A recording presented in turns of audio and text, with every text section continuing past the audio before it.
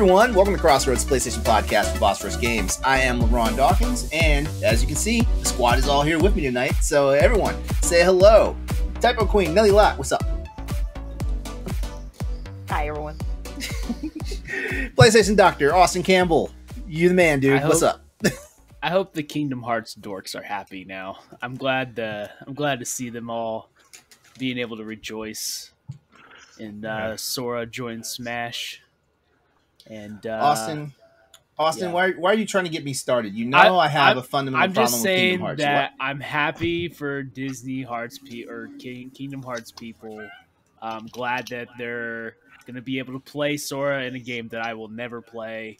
I'm just kidding. I'm just kidding. I like to see people happy and mad at the same time. Like it's a double-edged sword. I mean, people are mad. Well, not all people. People are mad. A lot of people. No. People are mad. I mean, there's a section of the internet right now that's pissed because Master Chief is not in Smash, and I'm like, use your fucking brain, guys. Like, nothing Halo has ever been on a Nintendo product. Nothing. Yeah. You know, there may have been some plans for it, but nothing Halo has ever been on a Nintendo product. If you look at the entire character roster of like almost every freaking Smash game that's been out there, it always has something to do with something that's tied to Nintendo's heritage or history or whatnot.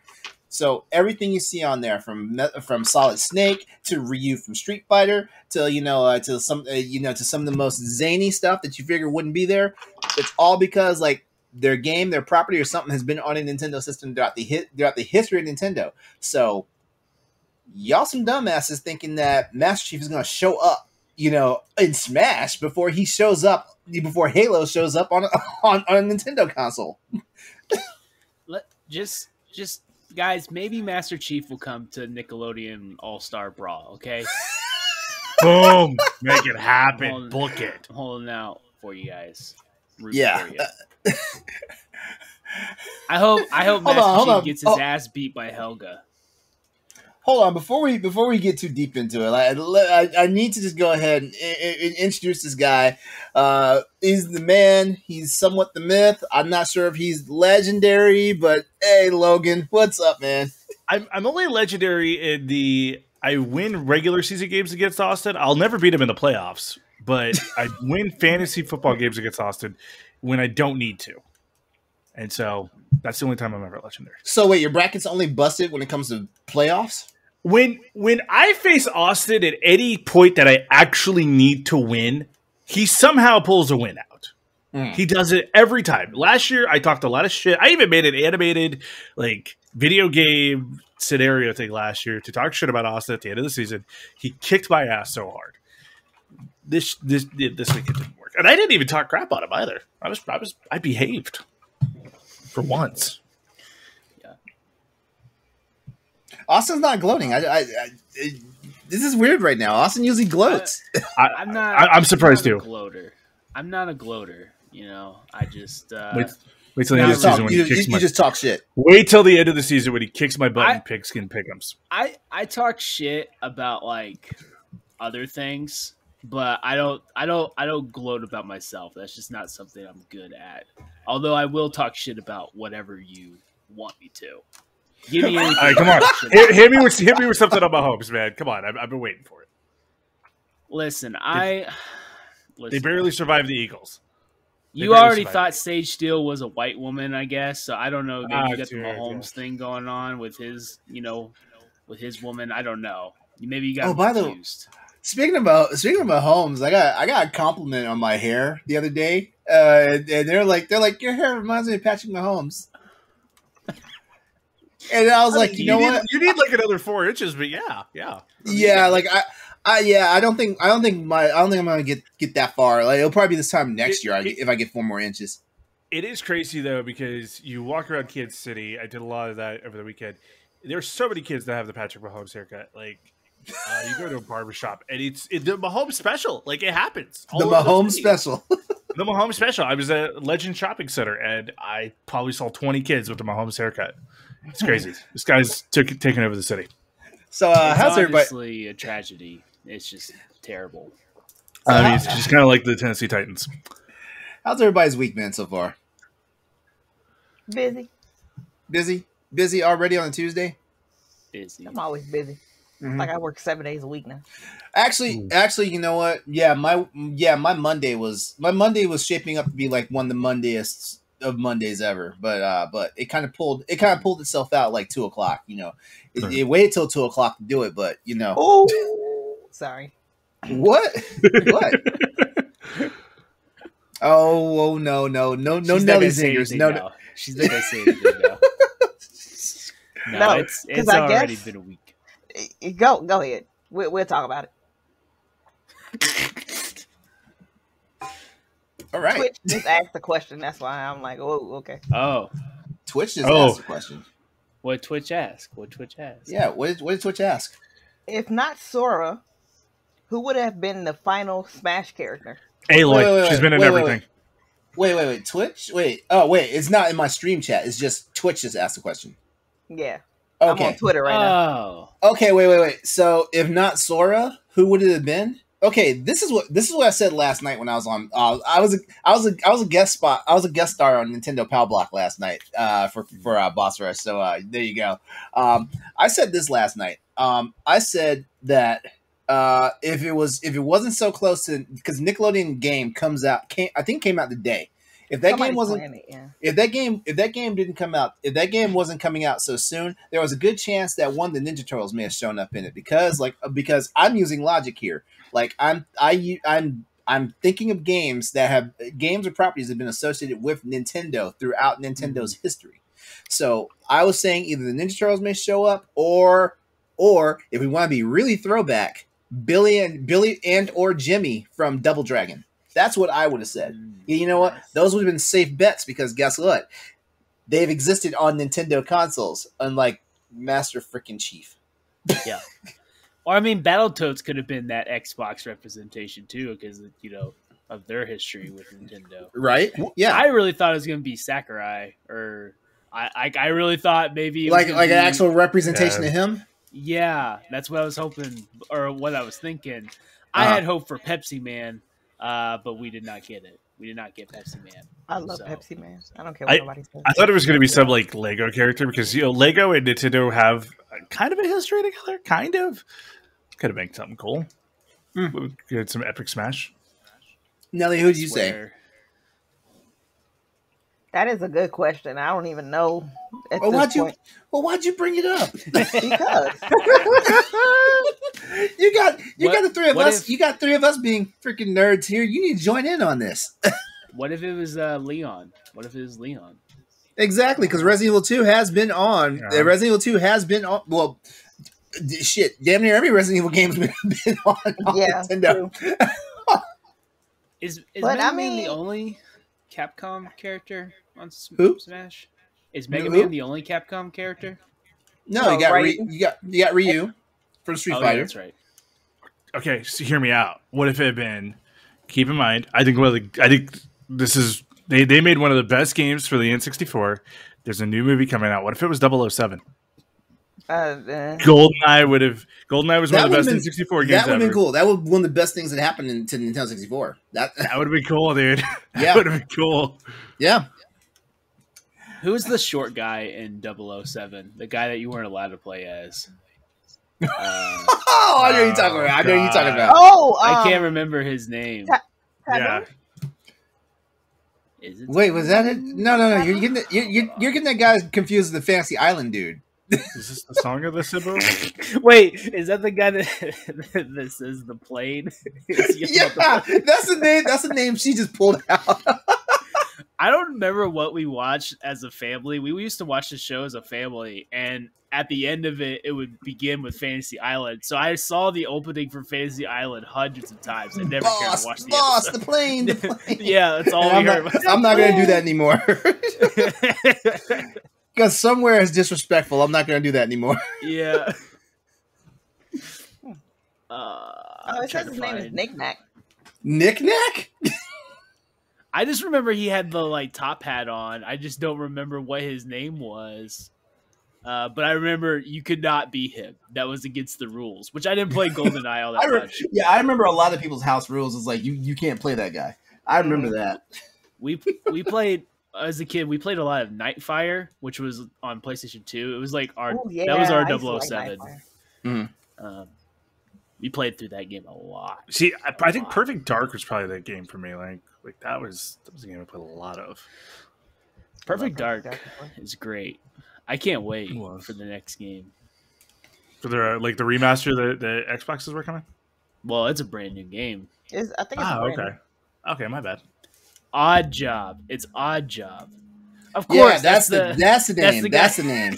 Yeah, that's the guy who. Yeah, Oh, I was thinking. No, he wasn't Was he No, he wasn't Do you know that the guy who played Odd Job in the James Bond movies, like he was like a serial rapist in real life? What? Or what? Yeah, something like that. Hold on. No. Yeah, he was something. He went to jail. Yeah. Like he was like in. I don't know. Something went. You need to look. You need to look that up. You need to start looking that up. I'll look this up. You know, while you're looking that up. While you're looking that up, we're gonna get this party started. How about that? This is Crossroads, the PlayStation podcast of Boss Rush Games. Every week we come together, bring you the latest in news, rumors, games, and general discussion in the world of PlayStation. Crossroads airs live on twitch.tv/Exodus803, Tuesday evenings at 8 p.m. Eastern Standard Time. If you can't join us during the live show, Crossroads can be found on Apple Podcasts, as well as Spotify, and other podcast locations that you may check out your show. If you like the show, please consider subscribing to the podcast or giving us a follow on Twitch. Either or do both. We would love you if you do it. Doesn't matter. Just do it. You can also see the recap of tonight's show the following Wednesday night at 7 p.m. on my YouTube channel, youtube.com/Exodus803, or early Thursday mornings at youtube.com/BossRushNetwork. If you'd like to see all previous episodes of our shows, all episodes of Crossroads can be found on our parent website, bossrush.net. While you're at the website, don't forget to check out our growing family of podcast shows, and remember to share, rate, and review us wherever you check us out at.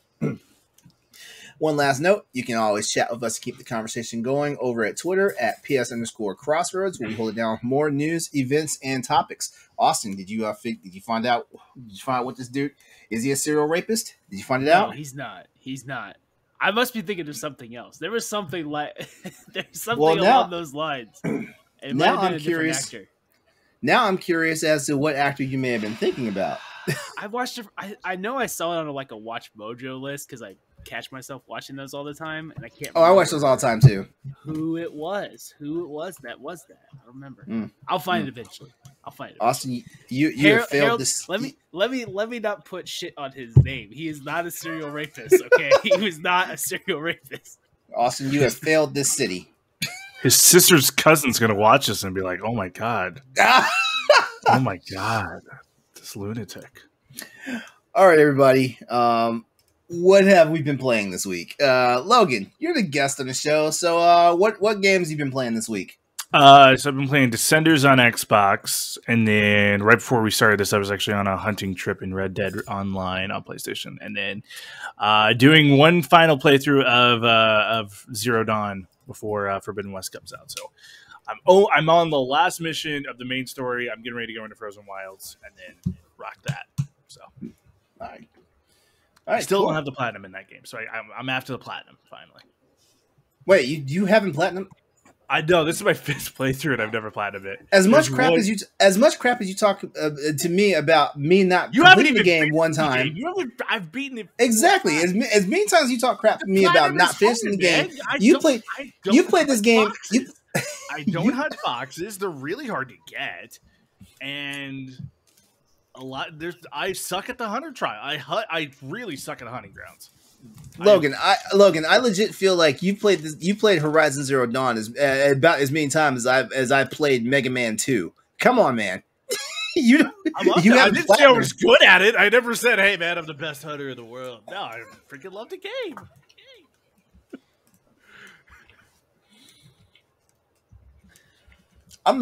You're gonna be a tweet. Watch. I'm turning you into a meme. Oh man. Nelly, your turn. Logan's trying to figure out how he can reach to the internet and choke me right now. A little bit. I'm still working with Splatoon again. I'm just getting ready for the new release. Mm-hmm. So I haven't really been playing too much as of right now. I still need to get Road 96 though. Wait, are you playing Splatoon 2? Yeah. Okay. I mean, I can easily just break out my Wii U, but I don't want to do all that. You don't want to hook up with Wii U. So You don't want to hook up. yeah, you sure as hell don't. I love my Wii U. I don't care what nobody says. What's I have not played Splatoon. I'm not really. That game's not really up my alley. But what's your biggest draw? Why do you like it? It's an easy shooter, and you don't really have to communicate with people. You just be like, "Okay, this person killed me," and keep going after them. Well, I have talked to a lot of people, and they say there is a fun factor in it. It's like one of those games where like you can completely get your ass kicked, and you still have fun doing it. Mm-hmm. So it's like no complaint there. So, are you playing on Switch, Nelly? Yes.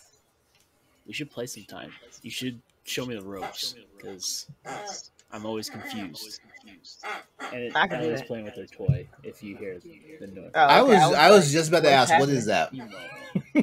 That was the sound I thought of the other night on Trash Talk, people. Yeah. She wants to play with it now. She's been quiet all day, and now she wants to play with it. For some reason. That's her favorite toy. Yep. All right, Austin, you're up. Yeah. Okay. It's not oddball. Okay. In Austin Powers, there is the guy who plays the oddball spoof, and he was arrested for gang rape. Wait. His name is Joseph Hyung-min Sung or Joe Sun. Wow. For gang rape? Yeah, he was part of a gang rape in 19. This is on Wikipedia, by the way, so don't take this. Wait. No. I'm looking at the E Online article. Yeah. That's who I was thinking of. It's not the convicted original oddball. It's the other guy. Convicted of torture in horrific Christmas Eve rape. You know what? Because people are going to think we're fabricating this right now. I'm going to share this on the Twitch chat. Just so you guys know that we're not slandering somebody's name here. Like it is like we did online. earlier. Like we already did earlier in the show. It's okay. Yeah. That's why I put this link up. So they can't be like, okay, these guys are bullshitters. We're debunking all their shit. We're gonna get a cease and desist from like anyone that was ever accused of anything. Like that's how Jason Schreier's gonna write about it. He's convicted of torture and horrific Christmas. In a horrific Christmas rape, Christmas Eve rape. I'm sorry. Wait, hold on. Wow. Okay, I thought you were saying like the rape was. Never mind. No. Austin Powers actor convicted of torture in horrific Christmas Eve rape, 21 years after the crime happened. I thought it was like a Christmas themed rape.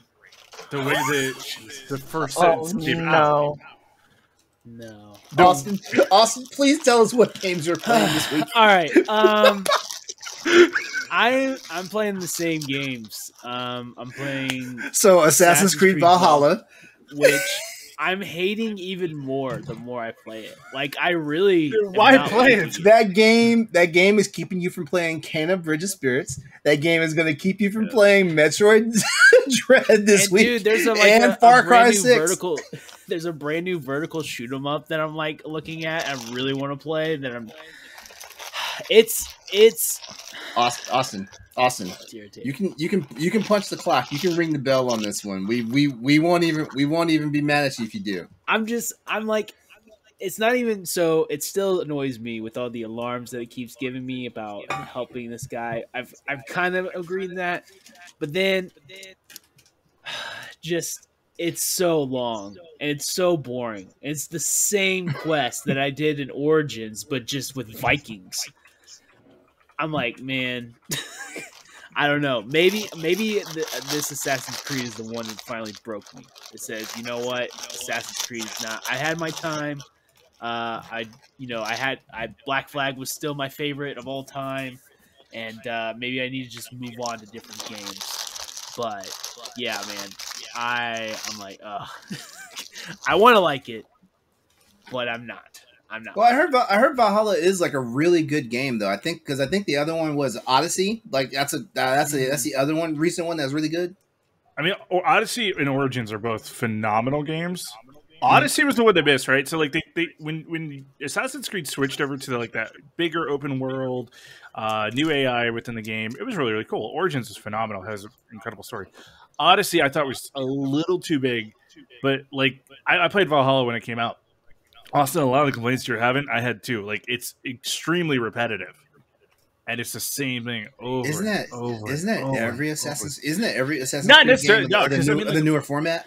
No. Origins definitely wasn't. Origins felt a lot more concise. Odyssey just had a wicked huge world. And here's the thing, in Origins, like when I was kind of getting over it, I could just mainline the story. The story missions were like right there, and you just follow them right to the beat.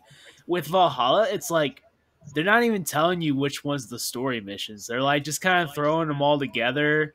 And then like, so literally when I go to my mission list, it's like main story mission. You should be level 281. I'm at level 90 right now. And that's after like 20 hours of playing. And then it has like all these side quests that are like kind of with the story, but not really. I'm like, which ones do I need to do so I can just get through this thing? And man, step down the difficulty level to like very easy or something. Well, and that's the other thing is I'm on normal because I want a little bit of challenge, but I don't want to die all the time because I'll be even more annoyed than I already am. And I'm flying, like I'm just destroying people. And it's like dodge, stab, stab, stab, dodge, stab, stab, stab, shoot arrows. Shit, I'm out of arrows. So now dodge, stab, stab, stab. I'm like, oh my god, it's not even like two had better combat than this. Like I'm so like, oh my, I love man, the narrative. Okay, I mean that is. We need to make a shirt. We need to make a shirt. Dodge, stab, stab, stab. You had better combat. Come on. It did 2, 4. Go all back of them have had better. Oh. I went back. You were going to say that the Syndicate had better combat? After I didn't play Syndicate. I didn't play because Unity was broken, and I was like, I'm not playing Syndicate. Unity was terrible. Yeah, Unity was garbage. But I went back and played 2 after Origins, and I still think that's a great game. 2 and Brotherhood and Revelations are great games. Black Flag's the best though. Yeah, Black Flag's the best. All right. Anything else besides Valhalla? Oh wait, that's the only thing you're playing because you have this strict rule. I'm playing Call of Duty just to like keep my mind sane because I'm like, which is saying which one? Warzone or Black Ops? Black Ops. Okay. I'm still on the fence whether I want to get Battlefield or Vanguard now. So I'm trying to decide. But anyway, that's really all I'm playing. Dodge, stab, stab, stab. That's all I'm playing. Well, okay. Well, I can make this really easy for everybody because I'm still playing the same 2 games because this is gonna be a dramatic week for me because a game that I really want to play is coming out this week. But I'm still playing Canon Bridge of Spirits. Like I got myself into like a little bit of a rut because like now I'm just like going in just like fighting everything, just trying to like accumulate more skill points and all this stuff. So I'm kind of in that rut that I always seem to get at with every game where I'm just trying to like just build up and power up the character and stuff like that, and it's really like tanking my time because I feel like I should have already beaten this game and written a review for it. And then I'm also dabbling my time with Tales of Arise. Like I haven't forgotten about Unmetal and ActRaiser Renaissance, but I got 4 games I'm playing right now. I need to really concentrate on one. and I need to concentrate on one now because Metroid Dread comes out on Friday, and like every other game I've been playing is basically going to be like, you don't exist to me anymore. Do you think you can beat at least one of them before Dread comes out? I can beat Kana. If I devote my time, I can beat Kana. But the problem is that I'm starting my Halloween stream of the Dead Space trilogy. Oh yeah, that's right. That's right. I'm starting because right now, like recording. Okay, I would have started last night, but I got invited to be on Pal Block, and I typically don't turn down like any of the shows. You know, when they ask if I can come on, I typically don't do that. But also but so let's see. Last night was Pal Block, Nintendo Pal Block. Tonight's Crossroads. Tomorrow's Boss Rush podcast. So Thursday is my first free day where I'll be able to actually start the stream. So just keep an eye out on my Twitch channel. I'm playing the very first Dead Space game on the PC version of it, and I'll be doing that run with just the plasma cutter. So it's a one gun run. It's the one gun run, and then as soon as I beat that, we shift to my YouTube channel. And I'm going to be playing Dead Space 2 and then Dead Space 3. And I'm playing Dead Space 3 with the DLC too. So all this should take me the entire month, you know, on my spare time. So, you know, I don't know when I'm going to play Metroid, but that's exciting. Yeah. So just be on the lookout. So remember, I started on Twitch with the original Dead Space, and then the sequels will be on my YouTube channel. So yeah, that's everything I've been playing. All four of those games are games I want to play, but I can't right now. I can't. What you mean? Arise, Kana, Dread, and what was the other game? Oh, I want to play Unmetal. I want to play. Unmetal. Arise. Oh, Austin. I downloaded my dumbass. I downloaded Eastward. So yeah, technically I got 5 games, but I haven't started. That's another game that I saw. I was like, I'm gonna pretend this one don't exist because I'm just wanting to buy this too. There's a couple of websites I follow that because I downloaded it for PC. There's a couple of websites I follow. Like Fanatical is one of them. Green Gaming Group is another one. Fanatical had like this crazy ass flash sale where it was like 33% off. Yeah, so it was like I happened to see the information for it. I checked out the site and it was a 5-hour flash sale. I was like, okay, 5 hours is kind of a weird number, but 33% off. Let me save that money. Yeah. Man. Yeah, so that's everything. That's everything that we've been playing this week. Of course, always hit us up on Twitter or hit us up in our Discord. Let us know what games you've been playing this week. Give us some ideas. Help us continue to add to our backlog of games that we're never going to get through with, before we die. And we can go ahead and start our next segment, which is the food segment. So, hey guys, what's on your PlateStation? So check this out. We actually have a topic this week. Unlike the last couple of weeks, we just kind of round robined it and just talked about stuff we were just putting in our mouth. This week, we're going to talk about buffets. Yes, because love them or hate them, buffets are hugely a popular setup in the restaurant world. The idea of the buffet has its roots from the Swedish smorgasbord. I'm sorry, Borg. I'm a Trekkie. Forgive me. Which was originally a spread of appetizers offered before the main course. Today, buffets are all over the place, and it's hard to imagine how they could possibly be profitable. But you know what? We're a bunch of fat kids here. We're not going to talk about the money that these buffets make. We're going to talk about the food that we're eating at these buffets and stuff like that. So, who wants to go first? I don't care. Just open your mouth. What's your favorite type of buffet? Who wants to start?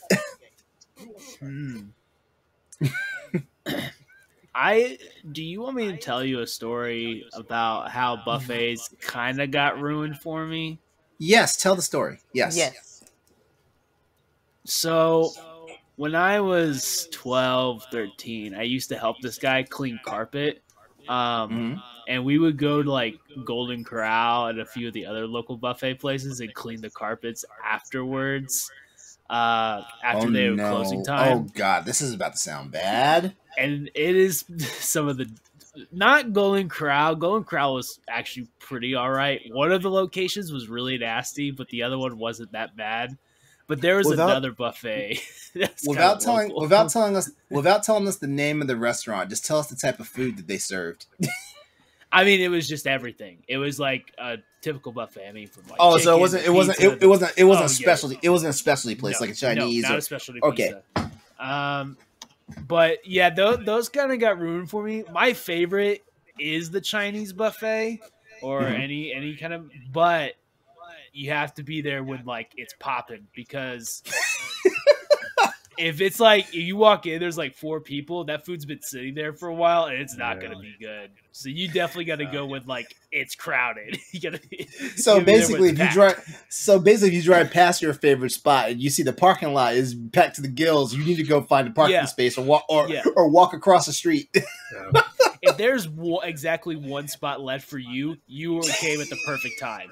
If there's like 2 cars kind of straggled out there and it's probably the employees' cars, you don't want that. Go eat something else for that day. You know. Yeah. All right, so Austin's favorite type of buffet is definitely Chinese. How about you, Logan? Oh, okay. Oh, Nellie, yours too? Yeah. Okay. I don't like buffets. Fair. That's fair. I don't like buffets. Even before have you never liked buffets, or or you just never? Because like me, I fell out of love with buffets. You never went to like a pizza buffet as a kid and said all you can eat pizza? We went to CESA's and stuff like that. I mean, that's technically a buffet. But I mean, I didn't like it. I mean, like my whole thing with buffets is you're never getting good quality. Like you're never getting anything that you would write home. You about. mean to tell me that at 5 years old you never went to a CC's buffet and got excited when you could have all you can eat pizza? I mean, I'm sure I did. I just don't remember that, young man. I can barely remember what I had last week for lunch. Well, you eat a lot of food, so I do. I'm not saying that to like just like be rude or mean. And I was told I was the offensive one. I see your Twitter feed, man. Like it's like God. I'm always baking. Some of the stuff is like pass, and then some of the stuff is like, dude, like I'm gonna be that guy and slide in his DMs and ask for the recipe. Don't be that guy, because I never give recipes. But you never give away? I never give away. No. Oh, see, I share recipes. I'm an asshole. No, just go look at it. Yeah. No, even before COVID though. Yeah, Austin in particular knew that. Even before like COVID stuff, it's the idea of other people touching the same food. Like I'm the type of person, like if I go to a restaurant and like let's say I'm on a date, right, and the date wants to, hey, you got to try this. No, I ordered what I ordered. You ordered what you ordered. I don't want your food. You ain't touching mine. I'm basically like Joey from Friends. Like Joey doesn't share food. Same goes with buffets. I don't want your hands on it. I don't want you to touch it. I don't want you to say, oh, well, I used the tongs. I saw you miss it, Frank. I saw you miss the tongs. I saw you grab it with your finger. I don't want to touch it. So. That's fair. That's fair. That's fair. I am not like Logan. I have fallen out of love with buffets. Like I will indulge every so often and stuff like that.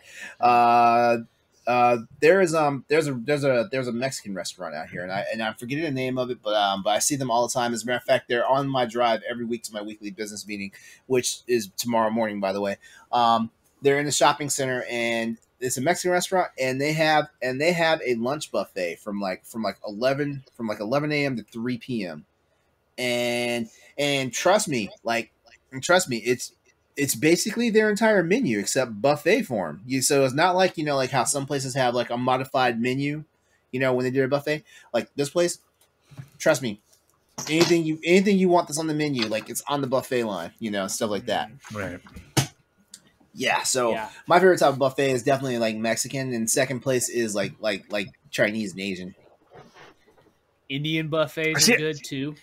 Oh yes, Indian buffets. I've never had Indian food. And maybe that's part of it is I haven't ever been to a Chinese buffet. You got to pick and choose. I'm going to say you got to pick and choose your Chinese buffets. The best Chinese buffets is when you can go through the line, put all your ingredients in the bowl, then they cook it for you. Mongolian barbecue. Yeah. Mongolian barbecue. That stuff is good. I will give you that. That's the best kind of buffet where you can just keep refilling your bowls and stuff. Now, Austin, do you remember, you grew up in the Midwest too. Do you remember Ryan's? Oh, yeah. Yeah. Ryan's had the good rolls. Ryan's had the good rolls. Yeah. I remember that. Yeah. Ryan's was something. Okay, hit me with that take. You got a tasty take, I can tell. I also cleaned carpet at Ryan's. And it was something. Yeah. So... but I mean, I went there as a kid. I liked it. I liked Golden Corral though because at one point they had like the chocolate fountain, which speaking of unsanitary, the chocolate fountain's got you said that and I just cringed. I'm like, yeah. Listen, when you're 10 years old, you have don't give a fuck. You just eat. You just eat it. I don't mess with the dessert lines of buffets either. No. See, I thought that was the whole reason you go to a buffet, right? Is like because I do remember like in college, right? We had a buffet style in college. On the cheat days that we were allowed to do dessert, like the soft serve ice cream stand, that's all I would eat in that cheat meal. Just go over there, load it up with toppings, give me a big old sundae. It's all good.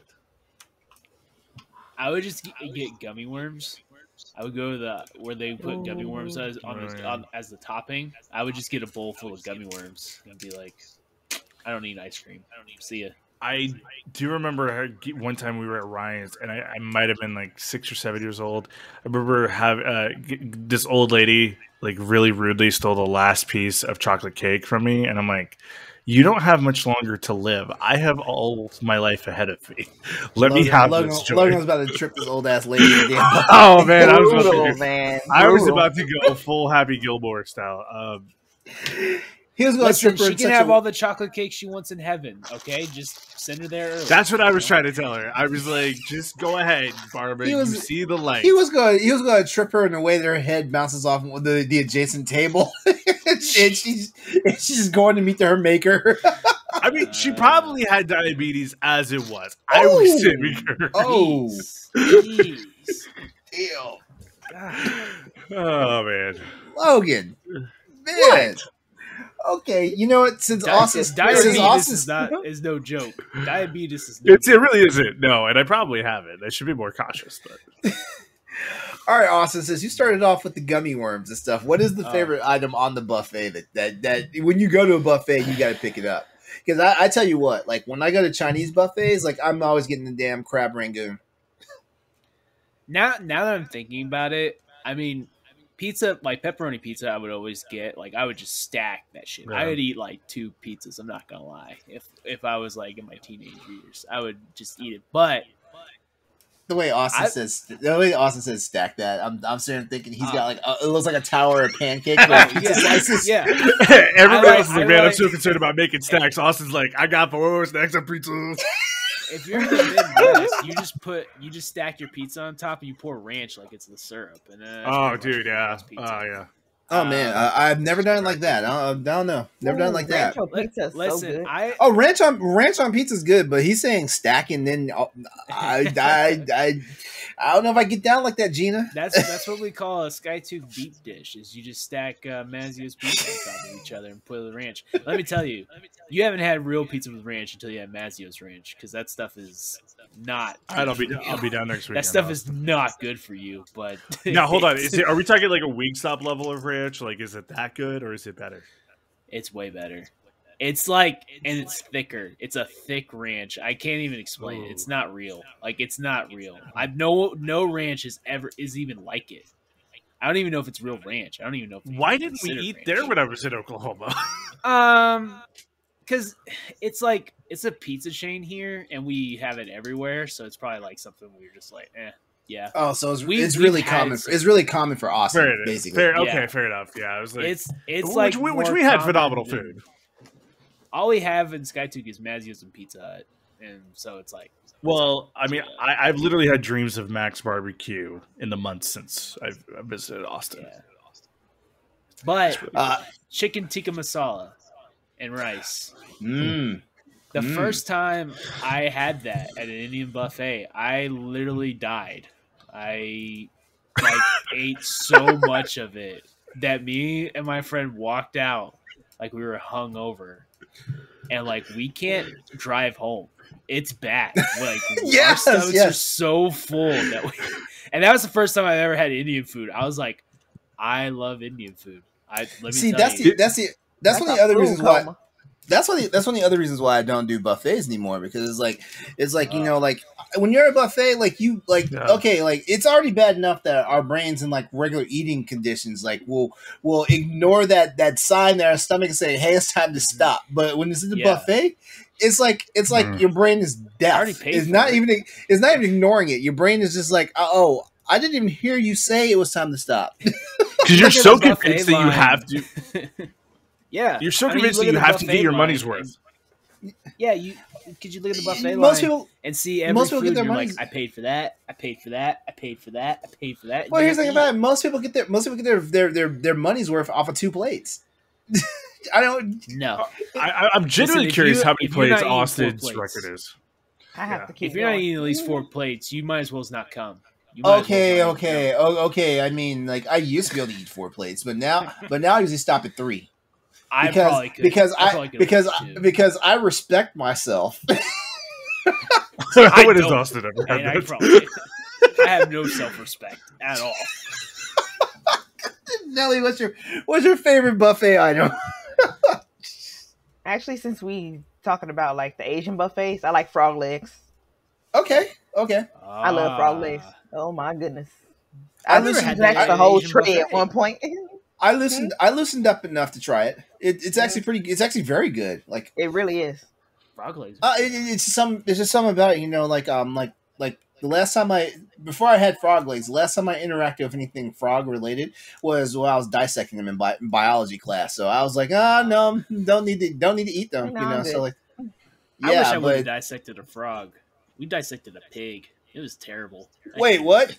You dissected wait, in high school? Pig. Yeah, baby pig. We didn't. Yo, that is so cool. Yeah, that is so cool. I wish Yeah. we dissected. It wasn't a rat. It was a mouse. We dissected a mouse. Yeah, we didn't did dissect a worm anything first, and then we did the pig. Yeah. We did worm. We did worm. We did mouse, and then we did worm. We did frog, and then we did mouse.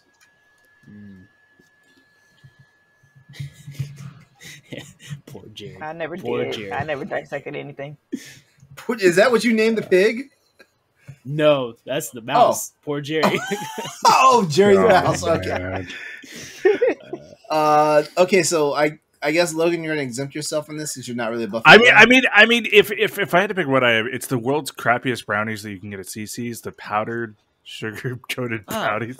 They're so bad, but they're so good at the same time. They're like spongy, right? You could eat a whole box of those and not feel like you ate a dang thing because they're so light.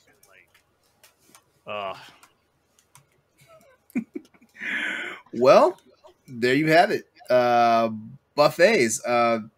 Yeah, like I said, love it or hate it. Like everybody's got a buffet story. Everybody's got something to talk about. You guys ready to start tonight's news and events? Yeah, and I also got a news story for you. Uh-oh. Not including the one you forgot. Of another thing that I don't know if you saw this. Okay, well, you know what? Why don't you go ahead and start us off then, buddy? This is one of those quick ones. Starting October 27th, you will no longer be able to use payment methods such as PayPal, credit, or debit cards to buy content or add funds on PS3 and PS Vita. Yeah, I saw that. Yeah. I saw that actually. But at the time that I was getting our notes ready for the show, like it hadn't been really readily confirmed yet, and I didn't have time to go looking for it. But I know it's confirmed now. So basically, the way it goes, because you already know, like everybody knows, like 4 months ago, Sony tried to shut down the digital storefronts for PS3 and PSP and PS Vita. Yeah. Tried to shut them down. Apparently, fans weren't really liking that, so they were like, okay, we won't shut them down. But now, like, basically, what's going to happen is they've shut down your opportunities for how you buy things off of those storefronts. Now, like, the only way you'll be able to pay for them now is with direct currency through Sony, which basically means you got to buy PlayStation cards. Yep, and you can't buy it on your phone, so you have to buy it on the system. Yeah, which is another thing. And yeah. Next, they're going to be like, "Oh yeah, you can't redeem cards on the systems either. So good luck." They're like, "Oh, we're going to give you the store. We're just going to make it extremely impossible to buy it as hard as it can be." You just have to be diligent. You just have to be diligent about this stuff. Just do it every day. Every day we stray farther from God, and every day I come closer to having LeRon jailbreak my Vita. Uh-oh. Just do it. Just do it. I can send you the instructions on how to do it, man. Like you don't even need me. That's the glory. That's the glory. You know what? I do need to get with you because have you looked into like doing the PS1 minis? Have you looked into jailbreaking those? No, I haven't because I didn't have any desire to actually like go buy one. I did. I know know they were like $20 at Target, and I was like, I'm buying one. And I wish I would have bought them all because they're selling way higher. Than Yeah, but I mean, you know, like if I honestly need to do something like that, like you know, actually, we'll talk off after the show. All I'm saying is my Vita is my buddy. That's all I'm saying. Mm-hmm. Also, in news, for everybody who cares, we're getting our first Resident Evil Welcome to Raccoon City trailer this Thursday. Oh, wait! Oh. Is this the new one with Nick in it? No, this is the actual Resident Evil movie based off the game. Oh. The movie, yeah, okay, the movie, okay. I can't remember. There's so many Resident Evil projects happening right now. There's 3 different ones. Like, I think I already missed the one that was on Netflix. Right? Did that happen already? Yeah, Darkness, yeah. That's the one with the Wesker sisters, right? No, that's a different one. That's the one, Leon and Claire. Yes. That's the one. That's the one with Nick. Yes. Okay, I'm slacking. I need to go watch that one. Isn't there an animated project in the works for Netflix too? That was the one. That's the one. Oh, okay. My bad. Yeah, and then that was the one. The Wesker kids' children coming, and then we have the Resident Evil reboot. Mm-hmm. Gotcha. Yeah. Yep. All right. Any more slide topics that y'all want to slide in there? Do you want me to put that one in there, or do you want to do it at the end? Let's do it at the end. Okay. They also talk about rebooting Sly Cooper. Go ahead. Okay, I'm done. Wait, removing Sly Cooper? Rebooting, I think. Oh, rebooting. Actually, I've heard rumors about that, but I looked at it and I didn't. Rumor, it wasn't credible enough for me to like take any action on it. Which, by the way, we need to get back into rumor control. I actually would have had a rumor control for tonight, but just some things went a different way for me, and I was like, you know what? Nah, no rumor control this week. Mm-hmm. All right, I'm done. All right, cool. All right, so first up on our news topics tonight, we have the PlayStation Plus and PlayStation Now games are here. I don't know why I had a dramatic pause, but yes. PlayStation Plus, PlayStation Now games are live right now. You can check them out immediately. So basically, with this month's PlayStation Plus lineup, you can arm yourself with the World War II era weaponry, or a golf club, or a fist, and do battle on war-torn front lines, lush greens, or otherworldly remains. So basically, what we have this month for PlayStation Plus, the PS5 entry this month is a game called Hell Let Loose. And I know Austin's been wanting to play this, but Austin can't play this because Austin's got Valhalla like sitting on his shoulders.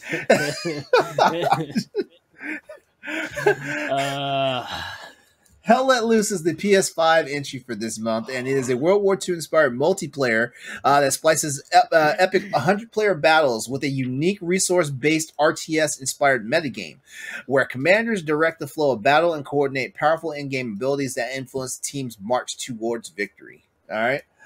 Then you've got PGA Tour 2K21 that's available for PS4 players, as well as Mortal Kombat 10, or better known as Mortal Kombat X, which I don't need to describe that at all, do I? I don't need to describe that.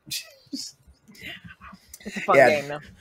Yeah. Oh yeah, it is. It is. Yeah. I do like how basically Mortal Kombat has been rebooting itself like with each new entry, and I love how like the storyline is much more cohesive and not as confusing as it was back in the day.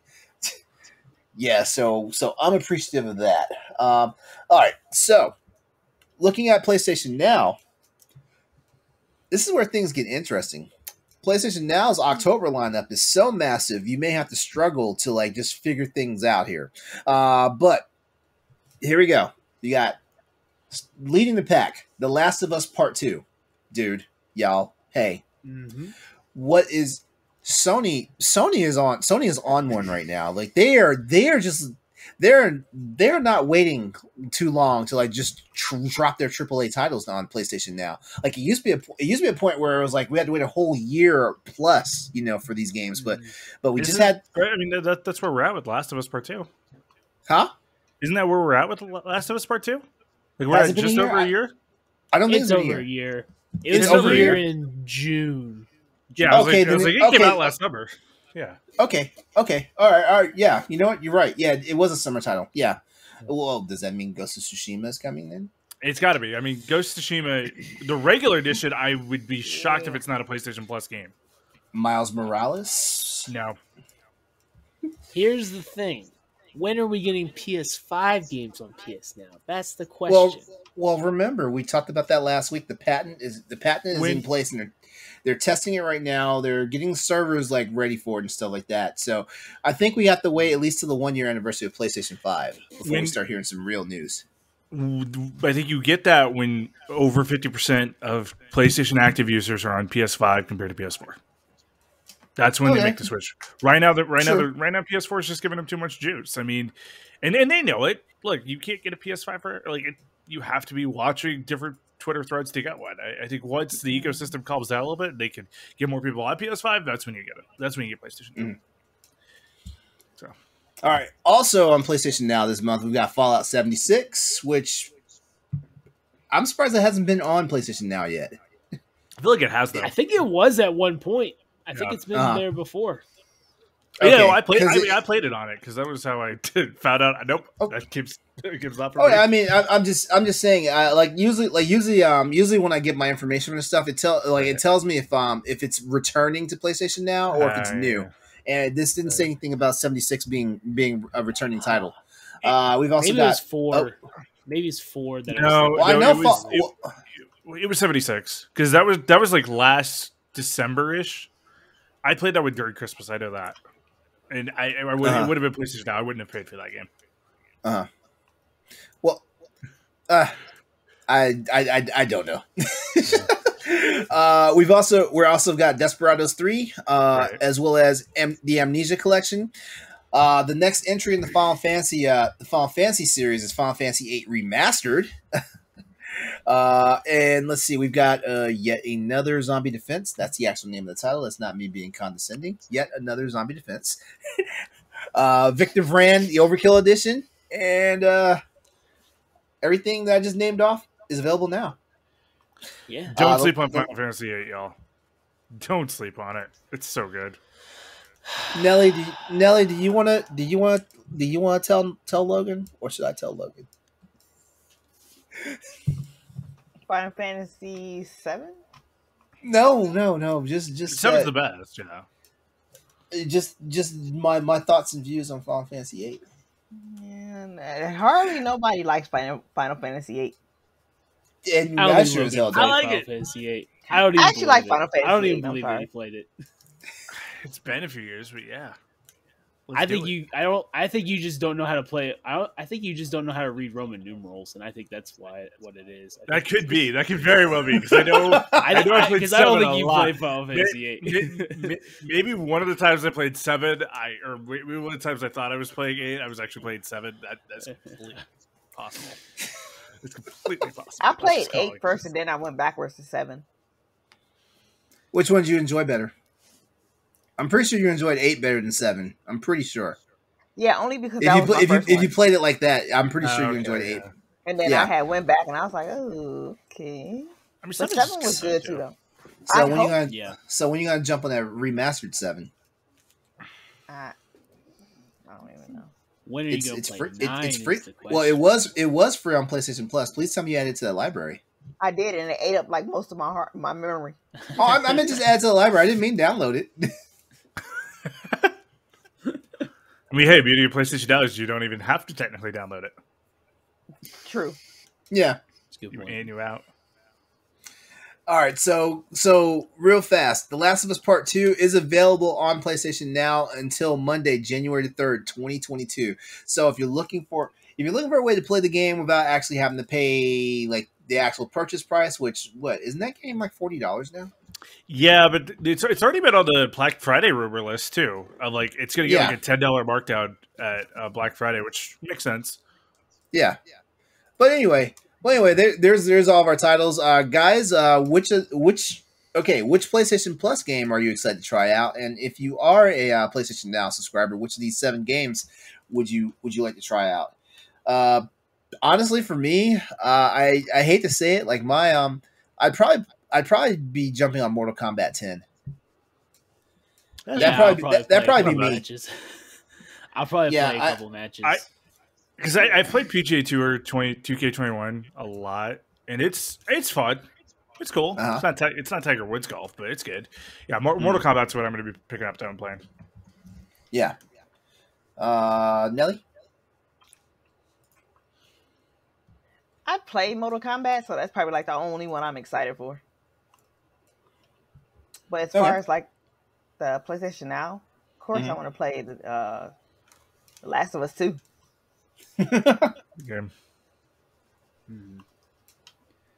On this list, you know, if I'm not concentrating on Last of Us 2, I'd say on this list I probably would get Fallout 76 a chance, because I heard Fallout 76 has some pretty interesting, innovative stuff in it. But that'd be how I play it. Yeah, I liked Fallout 76. The only problem is like I'm not one of those. When I play an RPG, I don't like to be bothered. And there's too many people coming in, and you can't pause the game, and that's just why I fell out of Fallout 76. Plus, like, all of the missions would break. Like, I don't think that's exclusive to just RPGs, Austin. I think it's just life. Yeah, I mean, that's true.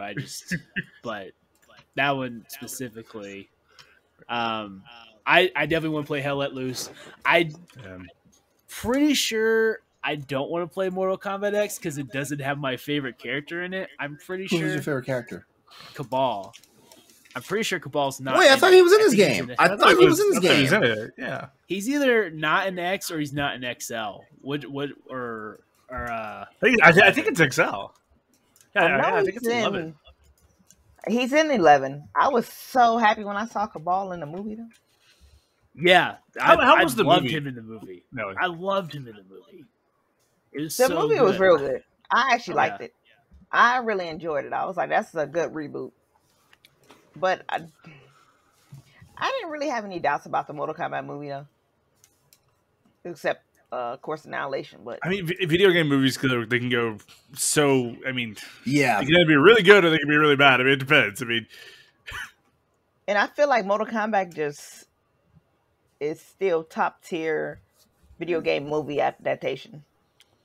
Except Annihilation, but okay, I'll check it out. I'll probably check it out. He is not in X. Okay. Oh, that's right, because 10 is the reboot. Yeah, X is the reboot. Okay, isn't Ronda Rousey in X though? Like, doesn't she voice a character in X? Well, I don't know. I don't know about that. I don't know about that. I thought X had some really good voice actors to it. But yeah, I'm pretty sure that's why I didn't buy X, because I was like, Cabal's not in it. I'm out. Cabal was one of my favorite characters when they introduced him in Mortal Kombat 3. He was one of my favorites. Yeah. Mm-hmm. Yeah. I liked him those hooks. It was something about those hook swords. Yeah. It reminded me, because I'm a big Predator fan, and so the mask gave me like that mask Predator vibes, and it was like when I played Mortal Kombat 3, I was like, I fucks with this guy. I like. It just clicked, and then when he was not next, that was when everybody started playing Mortal Kombat again. Like he had that finisher. Boom. That finisher when he takes his mask off and scares the soul out of your body. I would say Last of Us 2 would be my number one. I want to play on PS Now, but I'm waiting for the PS5 version. It's been my hold up this whole time, so I want to play it. All right, follow-up question, and we're going to move on from this topic. Are you excited to see more and more heavy-hitting titles like The Last of Us 2 coming to PlayStation Now sooner? I mean, yeah. I think it's a good sign. Sony first. I would hope all the Sony first parties do. When do you think we get to the point though where like, okay, the beauty of Game Pass, right, is that so many titles launch on Game Pass. Do you think we ever get to the point where Sony's like, hey, you know what? Like especially with like a game like Miles Morales, right, where like it was a $40 game. Why not launch that on now? Why not do something like that with? It doesn't have to be one of the main titles, but I think we ever get to that point? I think they've been doing. I think they're starting to test that out with PlayStation Plus because like we're getting games that launch day and date on PlayStation Plus. Now, true, they're not. They're like C and D tier games for the most part, But we're actually getting games that launch on the same day and are free to play and are free access to PlayStation Plus subscribers. So I think they're already working that. I think they just need to have like I don't know, like maybe some faith to figure out if they're gonna like throw one of their heavy like it would. Can you imagine how insane it would have been if like because let's say Bugsnax was the first game they did that with, and then it was that the Destruction All Stars game. Then we had Destruction All Stars wasn't a bad one either. I mean, both of those games are fantastic to launch. We had Oddworld Soulstorm, which that's actually in another place in time, like that was a AAA title. What else? We had that fighting RPG game. I can't remember the name of it. It came out a couple months ago. That was a day one release. Arena Legends. Yeah, Arena Legends. The Battle Royale one. Yeah. Yep. Okay, go ahead. Let me hit you with this scenario though. Okay, and this game we know is not even in development, but Sony does technically own the rights to it now. And I'm only saying this just because the trademark went up like 6 months ago, something like that. What if it was the Sunset Overdrive remake? That's the game that you tested with. Of hey, this is an Xbox game that we're bringing the port over. It's the remastered. We're going to do it in an Xbox style, and we're going to launch it on PlayStation Now. We're also going to give you a heavy discount if you have PlayStation. Do it on PlayStation Plus. I mean, wait. Okay, so. Because I would say test it as now to say that if we're gonna it's the best way to make like a comparison to Xbox, right? Where like Sunset Overdrive was on Game Pass for a really long time, got pulled off like March, something like that.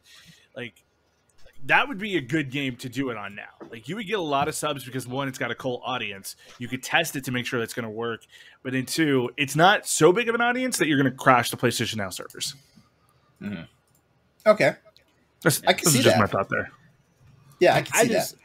I just think once we get, because in November, it'll be the year. Once the year's up, I'm hoping to see the PS Plus collection grow.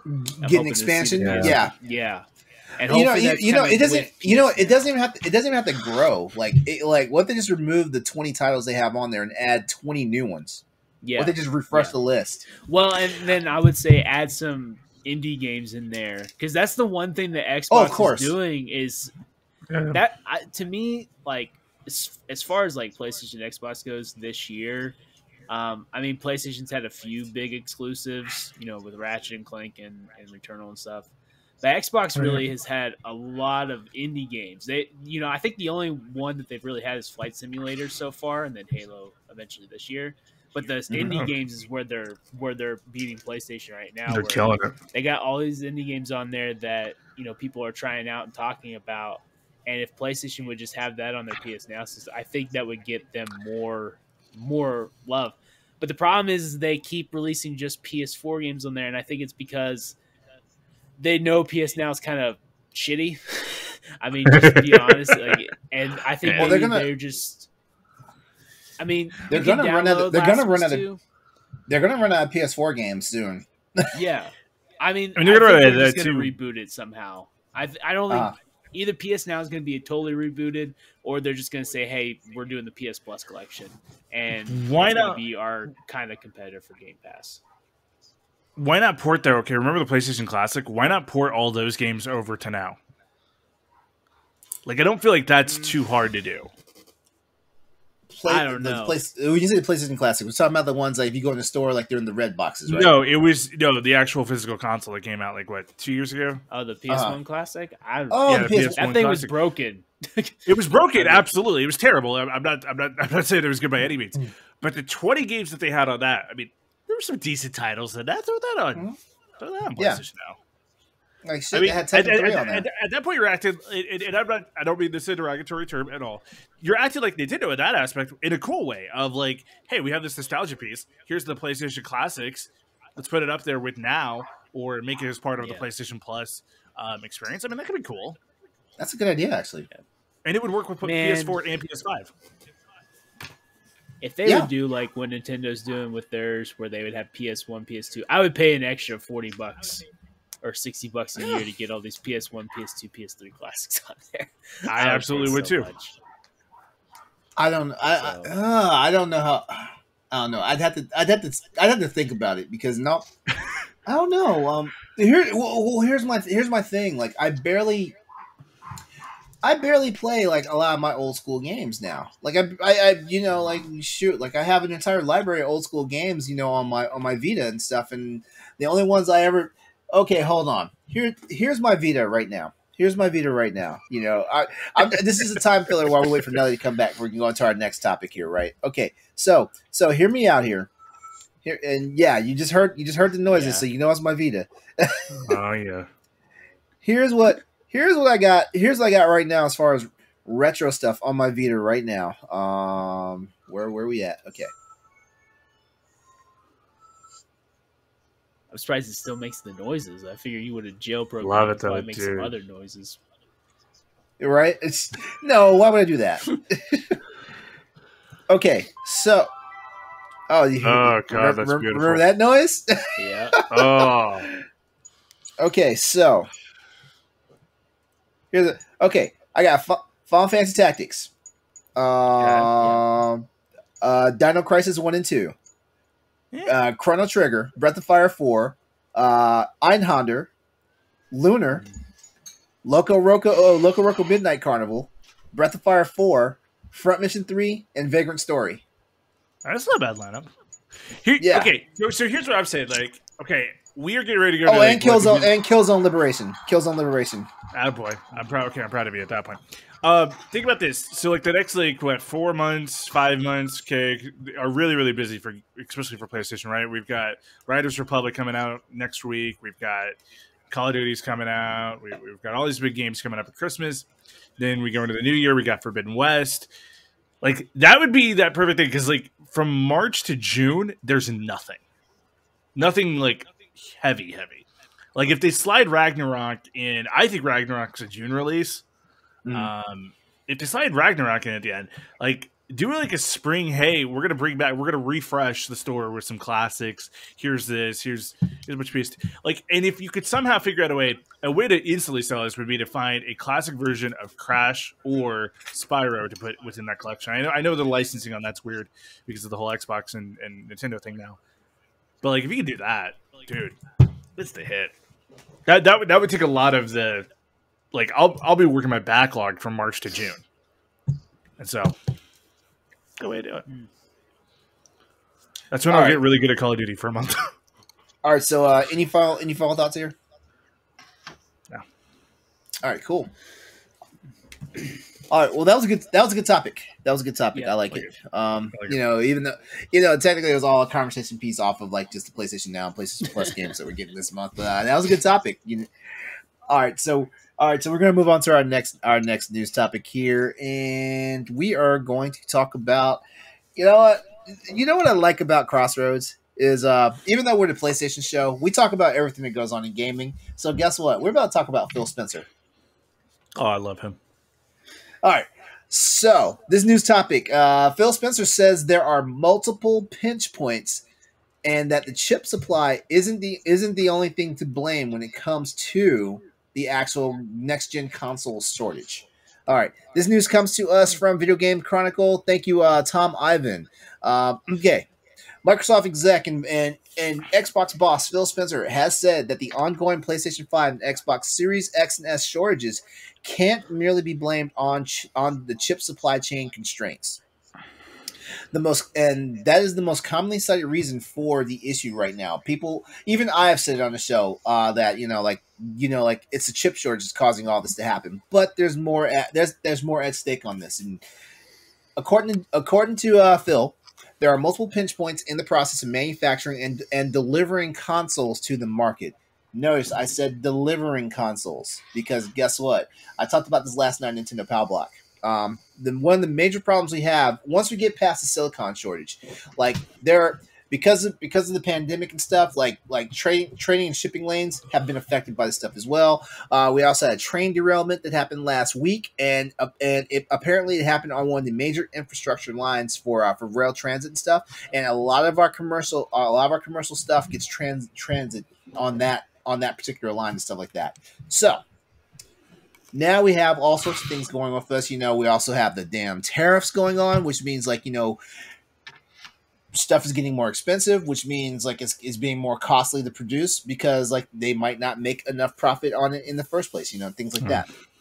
There's all sorts of stuff going on. Phil Spencer had this to say: I think it's probably too isolated to talk about just as a chip problem.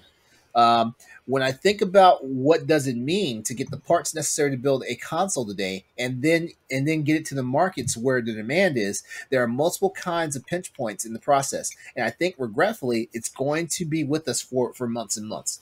Definitely through the end of the calendar year and into next year. Console manufacturers have struggled with stock shortages for over 18 months now, and this has been going on because of COVID and stuff like that. COVID, the pandemic caused essential operations to shut down, like supply chains. Demand for game devices increased significantly in countries that implement social distancing measures as well.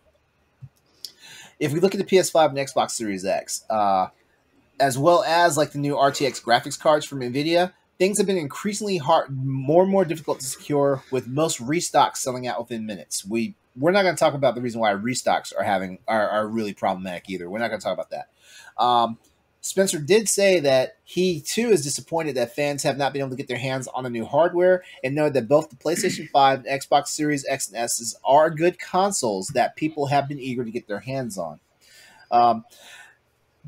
I'll just add this, and then we can start talking about the topic. AMD boss, Lisa Su, she expects chip shortages that are currently plaguing Xbox Series and PS5. I don't know why I'm getting tongue tied on this when I talk about this stuff all the time. You guys see me in chat, I'm like the biggest drum thumper when it comes to stuff, and I don't know why I'm getting tongue tied right now.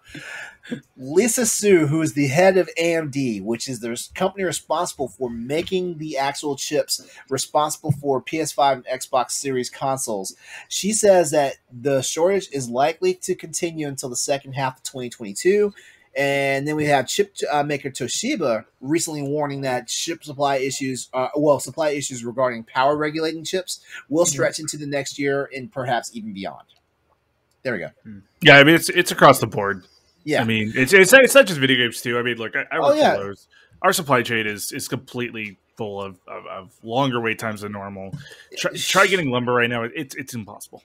Dude, there's a Chevy dealership that this thing is like one of the biggest lots here in my city, and I swear I drive past it and it looks like tumbleweeds are running through it. There's no trucks on that lot. And so much of it too is how little we are able to import right now. I mean, from China and everything, with all the regulations that are on tariffs, the U.S., and everything like that. It's crazy, how little we're getting right now from overseas. It's a little shameful of how little we make here in the U.S. Yeah, that's why you should buy American-made products, people. For real. We're just not able to import nearly as much. Factories in China are slowing down. Try buying a Samsung appliance or anything that's LG, Samsung, any of that. You're looking at 6-month wait times if you even get it at all. Yeah, this is why cell phones. This is why cell phones have gone up $200 in the past year. Yeah, that's not inflation. That's not normal inflation. Yep, it's going to be like this for a while, and that's why anyone who asks, is now the time to get it? Yes, because who knows when you might be able to get it on your own terms. Okay, I tried to get it a year ago. When the pandemic started, that was when you should have gotten it. Financial analysts are saying right now that if you see something that you want, if you see it right now, get it. Don't wait. Yep. Normally, okay. You guys know me. Everyone's listened to Crossroads for like the last 55 episodes. This is episode 55, by the way. Everybody's listening to Crossroads. You guys know I am not pro consumer. I do like buying a whole bunch of crap, but at the same time, I don't just buy just to have it. Like I basically wound up being the Boss Rush pariah, a couple like 3 or 4 weeks ago, because I told somebody, I was like, you have a perfectly fine Nintendo Switch OLED. You have a perfectly fine Nintendo Switch system. Why did you rush to buy an OLED when you know you've been wanting a PlayStation, a PS5? Yeah. I became the pariah when I said that, because apparently, but here's my thing about it. Like, I feel like people, the way people spend money, and I'm not telling anyone how they should spend their money, right. But the way people spend money sometimes, like it's really disconcerting, because it's like. It's hard for me to explain this without sounding, all like sanctimonious about it and stuff like that. But basically, like if you already have this of a certain type and it's fine, why are you getting something that does the exact same thing in 99% the exact same way? And so, like, this is where I sound like I'm just anti-fun, when I'm more anti-consumer, because in all honesty, you just put it somewhere else. And I'm not saying put it somewhere else practical. Right. I'm just saying put it somewhere else where you can actually get good measure for it. And same thing applies, So right. When the financials analysts are saying right now, like, if you see something you want, buy it right now. Because what they're trying to tell you is supply and demand are really hard right now, and you're going to get your ass kicked if you wait till Christmas to try and get this stuff. Well, and, yeah, I mean, you look at the projections for Black Friday. This is going to be one of the worst Black Fridays as far as sales go ever. I can't, obviously I can't get into specifics on, like, I've seen some Black Friday stuff already come out, and it's like, it's not that it's bad ads. It's not like any company's going out there and saying, oh, we don't want your business on Black Friday. It's just they don't have the physical inventory to be able to get you these huge discounts. I mean, Black Friday just across retail, right, is a loss, right? Like, we take it as a loss, but we do it because, it gets us so much foot traffic. And the towels that Walmart sells are on a 500% markup, and that makes up for the whole, we lost $200,000 in the day. But it's a thing where it's like, this is going to be a Black Friday to remember, because there's just nothing there. We're not getting it. And you're not going to see a PlayStation 5 discount. You're not going to see an Xbox One and Series X markdown. When the hell have you ever seen it? Discount. But see, you would see a PS4. Like, okay, right. If this was the second year of the PlayStation, or if this was the, I guess 1 year anniversary of the PS4, you would have seen a $50 markdown. That would have happened at Black Friday. Each GameStop would have had like 3 of those. They would have been marked out $50. They may have included a game. You know what? You're right. But I'm sorry. I had to think back to my days when I managed GameStop, and yeah, like we had what were called ticket item, where you got if you were in line first, you got like an exclusive discount on hardware. I remember that, but it was only a select few. I remember that. Yeah, you would have like 2 per GameStop, just so that was just the inventory that they had. Now you're lucky to even see 1, but. Yeah, it's just affected everything. I mean, look, even groceries are starting to get affected. You can't get anything in stock regularly again. Mm-hmm. Yep. You go to 3 different Quick Trips just to find gummy worms the other night. It's like, oh, this sucks, but worth it. Gotta have them gummy worms. All right, so Nellie, I know you do not have a PS5, but I'm not sure how much energy you put into it. So let me ask you this question. I've already put it out there to the audience on the Twitter feed, on the Twitch feed. I'm sorry. Has the current supply shortage hindered your goals of getting any of the next gen systems? You know what? No. You're not pressed. You're not pressed right now, right? No, because I'm still enjoying like my final years with my PS4, so I'm not really in a big rush, because eventually I am going to have all the systems anyway. That's just how I roll. Yeah, but I will say that it's kind of hindered me, because like, even though I got a PS5 at launch, but But now, like, I had not planned on getting an Xbox Series X, but now, like, some things have come up where it's like, you know what, I feel like I should get one. And so I'm running into the problem now that I can't find a console. Like, every time I go to places like Walmart, Target, you know, Best Buy and stuff like that, I'm always looking to see if there may be one, you know, like, available, you know, stuff like that.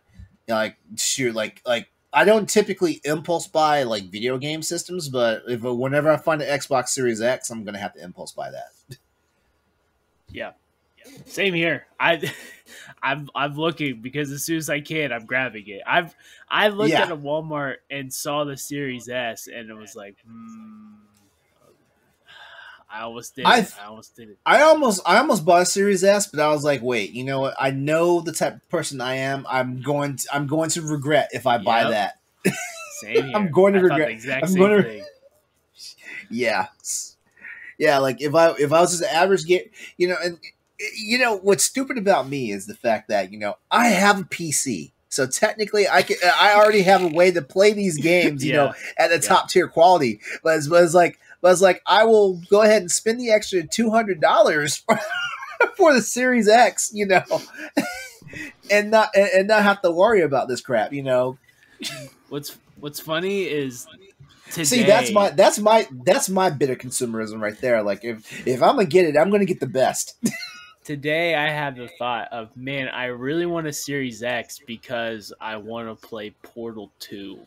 Like, that's what I'm thinking about for the Series X. Is like, man, Austin, do you know I want to play Jet Set Radio Future so bad, and that was kind of what put the Xbox Series S on my radar. Oh, but I was like, is it on backwards compatibility? It's just a radio. Yeah, yeah.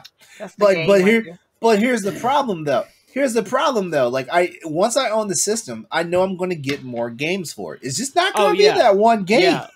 By the time I get Halo, I'll get Halo Infinite. I'm almost get you know, maybe I'll get Flight Simulator and Death's Door and all this stuff, and then be like, oh wait, hold on. Does Microsoft still have that thing where you can basically buy an Xbox One and then upgrade to a Series X? Are they still doing that? I don't didn't even know they were doing that. They were doing that. They were doing that. They were doing that at launch. It was like an incentive program. Microsoft. You know, I will look at that because I sold my Xbox One. Because that's the thing about it, right? You I think if I remember correctly, the way it goes, like you buy the Xbox Series, you buy the Xbox Series X, and then you spend an additional amount of money to update to the Xbox One, and then you spend a certain amount of money to upgrade to the Series X, and then you basically trade your Xbox One into Microsoft, and they send you the X. I wish I would have known that. I'll look. You know, the person we need to ask is Josh Finney. He's the one that can tell us. Because I sold my Xbox One to get money to prepare to get the Series X, and had I known, I could have just traded it into Microsoft. I don't think a one that you already own works. Oh well, fuck I think you would have had to go through. I don't want to play Flight Simulator anyways. Oh yes, you do.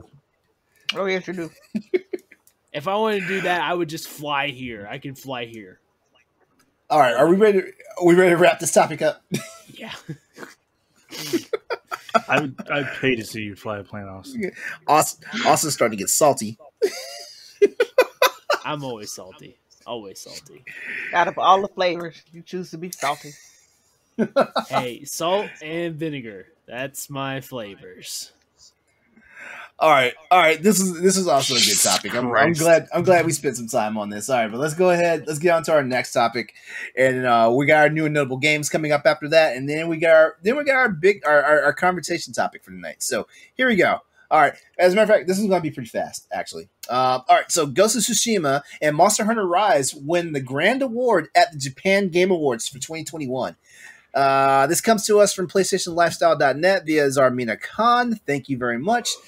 Japan's Computer Entertainment Suppliers Association, better known as CESA, has announced a list of winners of the Japan Game Awards for 2021, with Sucker Punch Productions' Ghost of Tsushima and Capcom's Monster Hunter Rise sharing the coveted grand prize. In a statement, CESA said that Ghost of Tsushima, with its beautiful graphics, magnificent story, and various actions, and overwhelming wow, there's a lot of ands in there, an overwhelming quality of game music, this work was praised by many users and won the grand prize. In addition, they added on that Monster Hunter Rise, in public voting, many people called it the best game in the series.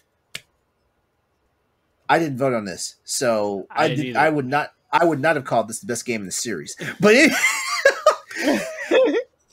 did Ed write this article? Did Ed write this article? Is this a? You just had to invoke the name, didn't you? Don't say his name 3 times fast. In public voting, many people called Monster Hunter Rise the best game in the series and a great game, and it received the overwhelming support and won the grand prize. So we had Ghost of Tsushima and Monster Hunter Rise tied for the number 1 prize over there, which is awesome, by the way, which is awesome. Naughty Dog's The Last of Us Part 2 won an award for excellence along with Final Fantasy VII Remake and Ghost of Tsushima. Call of Duty Black Ops Cold War won the Global Award for the Foreign Product category. And here are some other noteworthy winners in the awards for excellence, which included Resident Evil 3, the remake by Capcom, Final Fantasy VII Remake, Genshin Impact, and Animal Crossing Horizons won the Global Award for Japanese Product. Mario Kart Live Home Circuit by Nintendo. That's the one. That's the real carts where you do the AR, the augmented reality thing. One of the best ideas Nintendo's ever had. True. I freaking love. Okay, for all the people who openly say I make fun of Nintendo a lot, which I do, it's fair. That is one of the greatest things ever, and I wish Sony would do something. Oh yeah, yeah. I wish they would make more. I wish they would make more than 2 cars. How did we not get 14 years ago when I was a kid and would have loved it?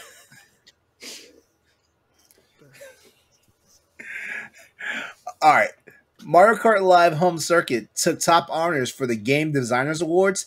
And what's really cool about this panel consisted of 9 Japanese creators, which included Smash Bros. Designer Masahiro Sakurai and Platinum Games' Hideki Kamiya.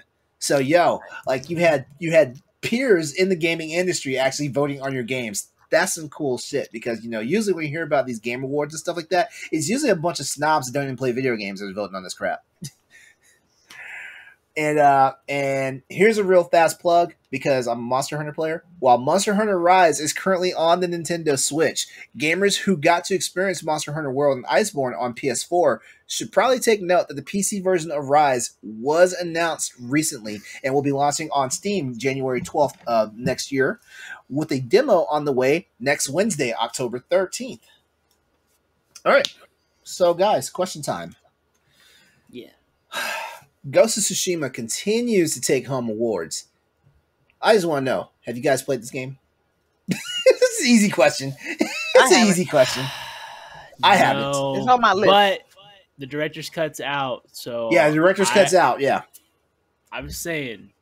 I'm waiting on a sale. I'm waiting on a sale. My mom already knows. She's like, hey, what video games do you want? She asked Katie for all, Christmas ideas. And she gave me stuff I actually need or something. And she's like, what do you want? I was like, that's right. That's right. Let me tell you exactly what I want. I give her the list. Just find any of these. It's on there. I can't wait. Logan, I know you're a super huge fan of Ghost of Tsushima. Yeah, director's cuts. If I end up getting the free time I think I'm going to get next week, that's probably what I'm going to dive into, is beat that. It's phenomenal. I think one of the best compliments you can give Ghost of Tsushima. There was an article, I think it was on IGN 2 months ago, that this game was so well received in Japan and China because it represented their culture so incredibly accurately. Yeah, that, they love the representation there. I think that's awesome because the best part of and LeRon, I'm a huge open world nerd. I spend so much time playing GTA, obviously Horizon, Red Dead, all that stuff. They created a world that made me want to explore, not only just for the beauty of the actual world, but because of there's landmarks and everything like that that just really indulge you. What I'm curious on is because I have been getting more and more of a love for that style, especially like have you guys seen Shang-Chi and the Legend of the Ten Rings yet? I haven't seen it yet. That really made me like fall deeper. Like I really want to dive more and more into that kind of world a little bit more. And so I'm curious. Like I've only played Ghost of Tsushima through once. I'm going to do a second playthrough, obviously, with the director's guide. I'm curious if it pulls me in even more. Isn't it so revered though? Isn't it so revered that they made the director and the head and the lead producer like honorary citizens of that region? Did.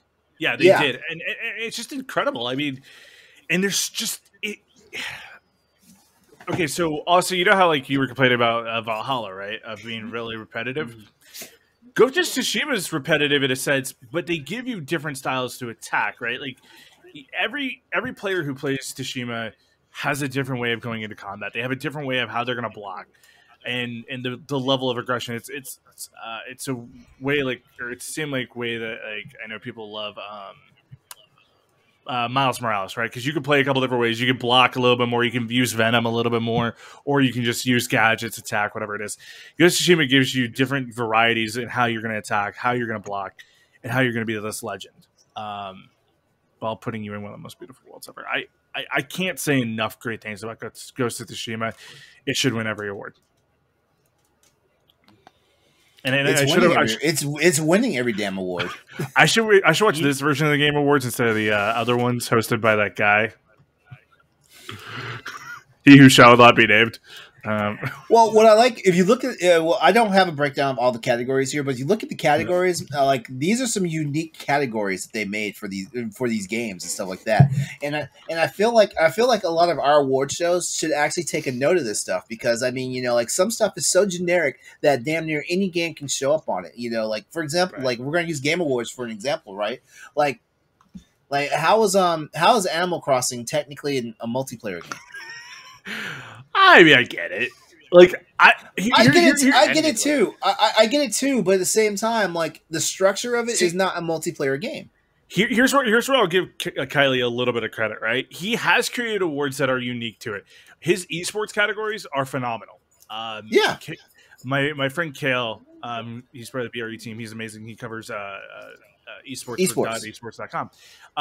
He's gone on, like, he tells me all the time, he's like, that is one of the best awards shows specifically for esports because they find ways to be unique about it.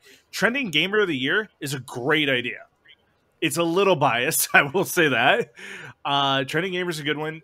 The up-and-comers, all that cool stuff. Like, it does do a good job of highlighting community, which I think if you're involved in gaming, you have to be at least involved in a community. Like, we've got a great one here. You can always check out our Discord and all that good stuff on Boss Rush. But, like, Kylie's given a little bit more of a platform to that. I have to respect that. But, yeah, he can get a little bit weirder with the game stuff and be a little bit more unique. I really think he also needs to upgrade. We need to separate audio versus music and do those as two separate categories where you have an audio award just for like all the different sound effects you do throughout the game, how the audio flows throughout the game, and then one for just straight up the soundtrack of the game. Yeah. So, all I'm saying is, my main problem with award shows has always been, it seems like it's always people telling you what they want you to play and not giving you the idea of games that you'll be interested in playing and stuff like that. That's why hopefully, if Boss Rush decides to do something like, along those lines, it's something that actually, helps the masses and doesn't sound like us just finger wagging and telling them what they should play, Yeah. Because I don't like the pretentiousness of that crap. One thing that I'm noticing just hearing Monster Hunter Rise and Ghost of Tsushima in the same sentence is, man, I wish Monster Hunter Rise was on PlayStation because maybe we get a Ghost of Tsushima crossover like we did with Aloy and Monster Hunter World. Right? Yes! Yes! But no, we don't. We got Okami, I guess. Why wasn't Aloy the final character in Smash? That's the real question. She's gonna be she's gonna be in All Stars Battle Royale or whatever. Whoop, whoop. All right. I wouldn't be totally opposed to that. PlayStation All Stars. All right, so Sucker Punch and Ghost of Tsushima, congratulations on this big win, as well as Capcom and Monster Hunter Rise. Congratulations on that big win. I was one of the people that helped you guys get that award. So, yeah, hey, it's a team effort here. All right. It's time to go through our new notable games for this week, and then we'll start wrapping up the show as soon as we get through the hot topic. All right, so much money. Was that so much money, especially on the 7th, dude? Especially on the 7th. Wait. Are you guys saying I'm bought? No, I'm saying that I'm saying spent so much money on. Yeah, Far Cry 6 is a day one purchase. we're talking about we're talking the games list. My bad. I was confused. We know you have so much money, LeRon. We know you have your 70-inch monitors and you got your OnlyFans money, your no sleeves money. We know. Only what? Only money. Oh, you saw updated my link tree yesterday. His Pornhub premium, his Twitter premium. I support. Wait, did you say you support? Like, do I need to give you a discount? I support all my friends' endeavors. I like to get out there and support them all. I may not watch their content for fear that I might change my mind on things. But, you didn't support us when we made a Jewish T-shirt for you. We tried to support you, and you're like, I don't support anything that says that I'm Jewish in any way because I do not want that. It was our best-selling T-shirt for a month. Okay. Oh my god! I think you bought 7 shirts. I may have. Nellie, what did we get ourselves into? You can't bring podcast lovers onto the same show. I mean, okay, all right. Here, it's a new week, and as usual, here are the new and notable games coming out for this week, which is October the 4th through October the 9th. The Twitch chat says 27th September to October 3rd. Just fast forward a week on that one. All right, guys. So October is upon us, and following the roller coaster of a month that September turned out for us, our wallets are wondering whether or not they're getting a small break. Are they getting a small break? Absolutely not. Nah. PlayStation owners will finally get their chance to check out Alan Wake because the remastered version of Alan Wake is on the shelves right now, and it is only $30. So Austin, how are you at chicken dinner? Because I said it was going to be $40. I couldn't remember if I said $40 or $30 because I wasn't sure. But I said $40 was their safe point, and it's $30. All right. I'll take a chicken dinner. Yeah, Alan Wake Remastered is on the shelves right now, and this week rounds out with the hotly anticipated Far Cry 6. So, for October the 5th, we have Alan Wake Remastered for PS5, PS4, as well as Jet the Far Shore for PS5, PS4. I'm just going to go ahead and say wait for PlayStation Plus for that. That's all I'm going to say. But if you want to buy it right now and you're a PlayStation Plus member, you can get a $9 discount on it. So there's I'm sorry, $8 discount on that. So there's that. Super Monkey Ball Banana Mania is also available for PS5, PS4 today, right now on shelves. Hell Let Loose is out now. Like, you have a chance to play it if you're a PlayStation Plus subscriber. If not, I believe it's $25. I think it's $25. It might be $25 or $30. I didn't have a pricing for that. I think it's $40. I think it's 40. Yeah. Okay. That sounds right. Okay. All right. And then we also have Nickelodeon All-Star Brawl for PS5, PS4, which the internet's going crazy about right now. That's right. That's right. For October the 6th, you have Art of Rally, which is actually I heard that got really good reviews on the Steam version. And then October 7th, it's another big day. You've got Far Cry 6 for PS5, PS4. There are various different editions of this game. There's a standard edition as well as a deluxe edition, and then there's like 7 other editions because Ubisoft does not know anything about subtlety. Yeah. All right. But the cool thing about this is, you know what? Anytime that we see this here at Crossroads, we're going to tell you guys about it. The standard edition of Far Cry 6. If you get the PS4 version, you automatically are entitled to the free next-gen upgrade. So when you get your PS5, you can play with all the bells and whistles and stuff like that. So that's all new and noble games for this week. List. It's a good list. Yeah. Yeah, which of this week's okay besides Far Cry? which of this week's releases? I'm gonna say that I want all of these games except for one, and I'm not going to say which one. I don't want to put that game down.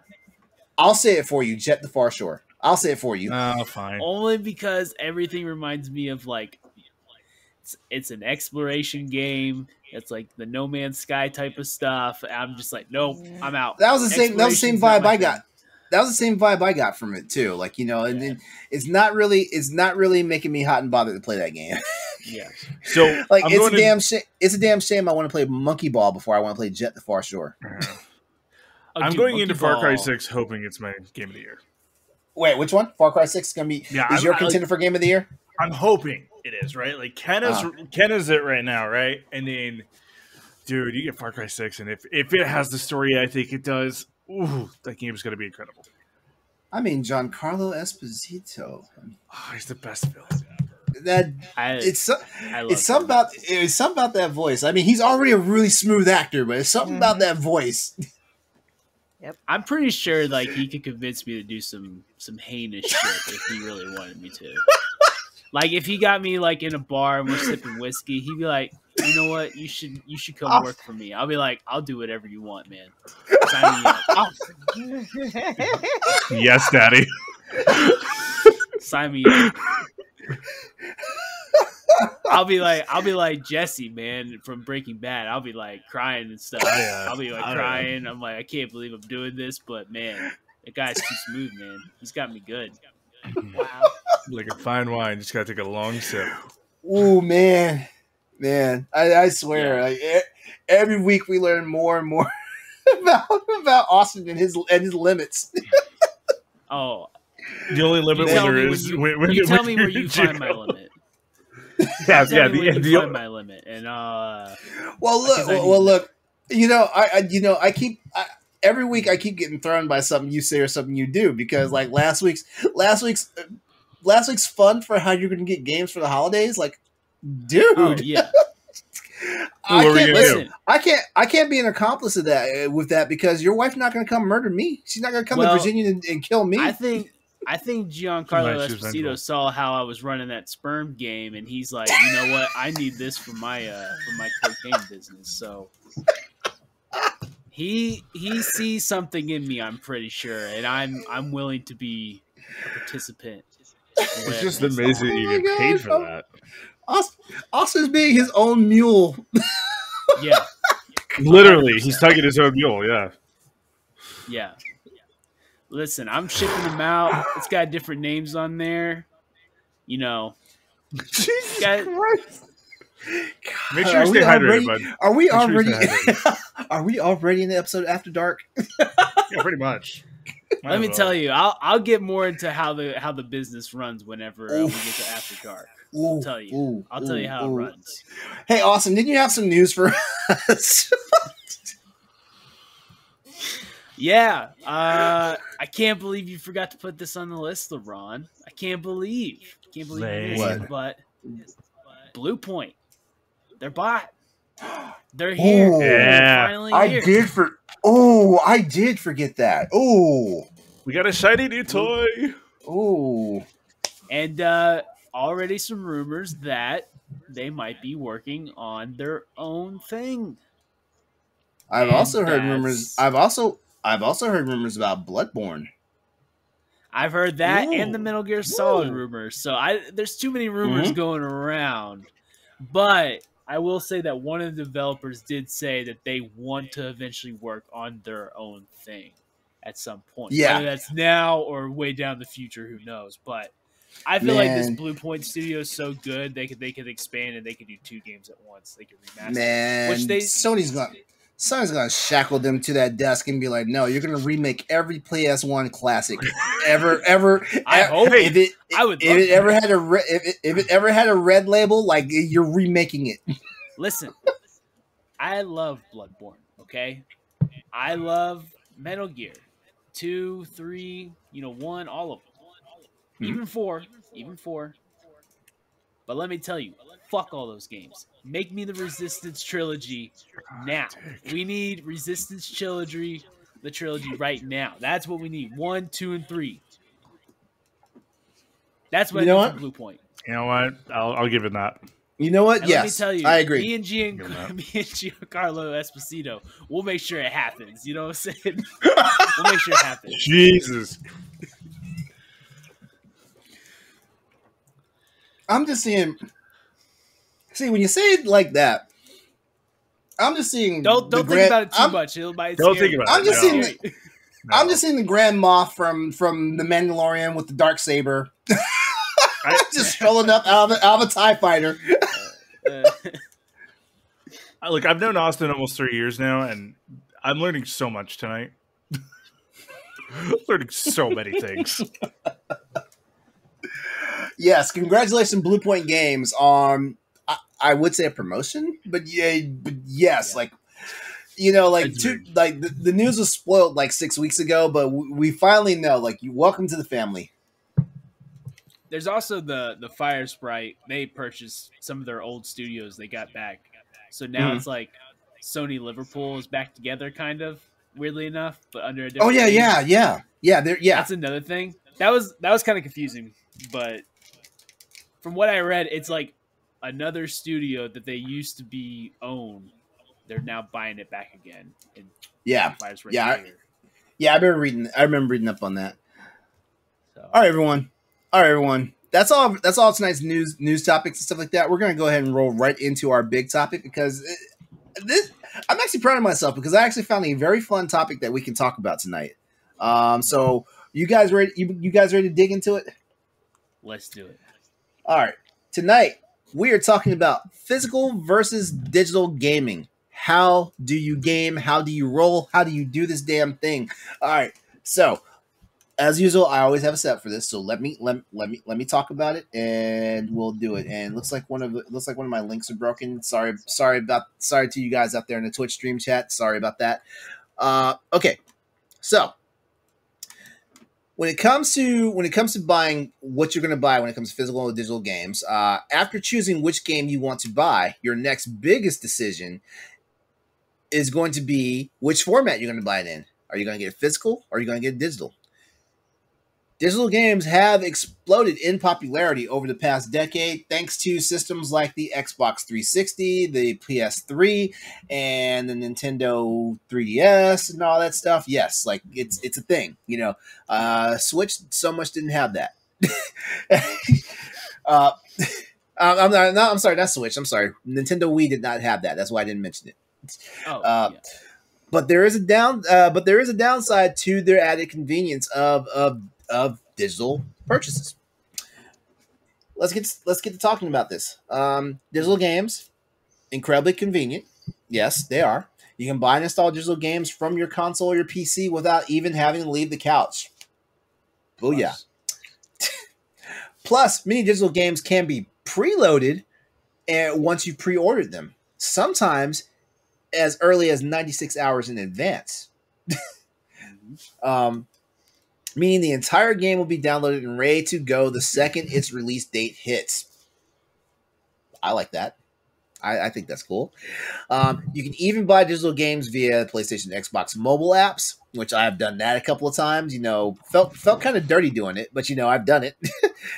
And have them installed and waiting for you by the time you get home. So quick show of hands here. How many people have bought a game from their desk at work? and then basically broke every speed limit getting home as soon as you clocked out. I have bought a game and tried to download it, and when I got home, it was not downloaded. It didn't even start to download, and I was upset, and I never trusted it again. That was like a thing. I was like, I'll never trust this again. Austin, as the youngest member on this panel, how do you screw up the internet? The internet is your domain. How did you screw that up? I don't think I even screwed it up. I think I did everything right. It's just it said it was downloading on the app, so I was like, sweet. When I get home, it'll be there. And let me tell you, when I got home, it was not. It was not at all. Katie came home, saw it was downloading. She's like, "Oh no, he's not gonna play this game." This is before Katie. This is a long time ago. I hold too much of a grudge towards technology. If it doesn't work the first time, it's basically pointless to me. Might as well. So basically, what you're saying is your Vita is giving you so much loving that you haven't had a chance to fall out of sorts. Let me tell you, the Vita never fails me when it comes to love. All right, when it comes to physical games, like one of the cool things about it is you can always sell them back. While you're stuck with digital purchases, physical games can be sold back to places like GameStop, Best Buy, Amazon. Best Buy, they only do that in California and Canada now. Like they only buy back there. It's weird, like I'm pissed. Screw you, Best Buy. Amazon acts like they want to buy them back, but they don't buy them back. But of course, the caveat is you likely will not get all of your money back. You go to GameStop, yeah, good luck getting $4 back. But I mean, the cool thing is you'll at least get some cash to put towards your next game on whatever list you have of games that you want to get. Physical copies can also be lent or borrowed, which means like, hey, well, actually, I have my own copy of Horizon, or I'd be asking Logan, can he mail me his copy? And Logan would never fucking do it. I will guard it with my life. That was creepy. And another thing about physical games is discounts tend to be more frequent on physical copies of games at stores and stuff. And of course, you've got the added bonus of being able to show off your collection. I mean, like, shoot, like I can't wait to get like my own like you guys see me, like I'm streaming from my bedroom and stuff like that. I can't wait to get my own space where I have like my rows and rows of like old ass games like laid out and stuff like that. Yeah, I can't wait. It's not like I have like a ginormous like library like some people that have like a room that basically looks like the Library of Congress of games, but all right, going back to the article because I'm rambling right now. Here are some key points when it comes to all this stuff. Number one is pricing. Physical and digital games usually release at the same time. However, a physical game usually reduces in price much quicker than its digital counterparts. That being said, digital games are typically almost always on sale more frequently than physical games are, and sometimes on a lot of digital marketplaces, you can get brand new games upwards 80% off. Yeah. Also, they're starting to do this thing now, because that's Walmart started selling their physical games $10 cheaper than everyone else when they first come out. So that was kind of like the new spot to go to. But now you're seeing digital do the like PS Plus. If you have PS Plus, and I'm sure it's for the same for Xbox Gold, you can get 10% off if you pre-order you get a discount. the game now. So that's another way that they're trying to get you on the digital side. All right. Another key point in all this is availability. Digital games are always in stock, unless, of course, they're delisted because of licensing reasons and things like that. But when it comes to buying a physical game, you need to find a store that has it in stock. If you're looking for a more obscure title, you may need to hunt around for it or even resort to the internet. And if it's a particularly old game, you might not be able to find it anywhere. Another key point here is longevity. It often gets pointed out that buying a physical game means that you own it for life, whereas a digital purchase only grants you a license to play that game. There's a big argument about that. Of course, like digital licensing can always be revoked at any time. Would you guys know that is actually very rare? It's very rare, but it does happen on occasion. If a game vanishes from online stores, get this. Here's the thing about it. If a game vanishes from online stores, there's a good chance you will also not be able to download and install any critical updates for the physical copy of the games you have. Hell, sometimes when they remove the digital version of the game online, all of a sudden you can no longer play the physical version you have because guess what? Those servers have been taken down as well. So, all right, guys. Which do you prefer when it comes to all this? Do you prefer to buy digital? Do you prefer to buy physical? Are you half and half? Do you do one more than the other? Like what do you do? I do a lot of digital. I've changed. I went on the PS4 era. I really went hard getting digital games. I think that was mainly because of where I was living. I was living with my parents and then living with a roommate at the time, so my space was limited. And so I would always get like digital games. That was basically just what I got because it was easier. It was easier to just download it, have it there, not have all the boxes laying around and stuff like that. Because I would buy a ton of games. Plus, the digital sales were always enticing. Like you'd be on there and you see like Tomb Raider collection, $20. I'm like buying all three. And even though I may have already bought the first and second one, I need the third one, so might as well get all three or whatever. So there's all those kind of deals. And then, but with the PS5, I changed. I've gone all physical that I can for this round. And the reason why I think is just because I look back at my PS1, PS2, and PS3 collection. I would get all these games, and when I would go to the next platform, I would keep the greatest hits, my greatest hits. Like what my favorite games were, and keep those, but I would sell everything else, trade it in or whatever, try to get credit for new games on the next system. So, and with the PS4, I'm the same way. I'm the same way. I start whittling down like my libraries, but I always keep like the ones that I absolutely love and stuff like that. I've got like the entire Dead Space trilogy for PS2. Right. I'm sorry, 3. I also have the Mass Effect trilogy. Like they're just some. I still have Bayonetta. I still have Catherine. I still have Vanquish. Yeah, there's always going to be those games that I want to keep. And when I kind of looked at like my PS4, it was like I had some steelbooks there. Like I had like Horizon and stuff like that, but I really didn't have that this time. And I was kind of disappointed. So I was like, you know what? I'm gonna go back to physical for this one. And that's what I've done. I've gone physical for PS5 and even Switch. Started going physical again. Although Switch, I am more inclined to buy digital on Switch for the basic necessity that it's so simple. And I hate carrying cartridges around. So this is a mobile thing. Yeah. It's like, I don't want to carry cartridges around. So I got to decide what game I want to keep in there at that time and stuff. So, I'm the same way. It actually hurt my heart that Monster Hunter Rise is the first Monster Hunter game I ever bought digital. It hurt my heart. Yeah. But at the same time, it was like, I don't have time to be swapping out cartridges. Like, I feel... Here's the thing. I feel like it's more of a pain in the ass to pop out the cartridge in the Switch than it is eject a disc from one of the consoles. Yeah. And then it's like, are you putting it in the right way? And I had this thing, like, for the longest time, the only cartridge I had for my Switch was the Mario Party, because that's a game I'll always want to play and just have it in there at all times. And then it stopped reading it for some reason.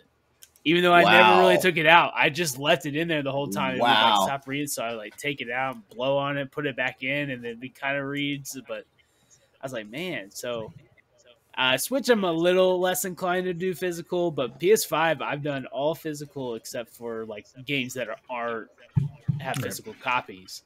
And with like Kana, I'm waiting for the physical copy to come out because I really want to get it on there, and so.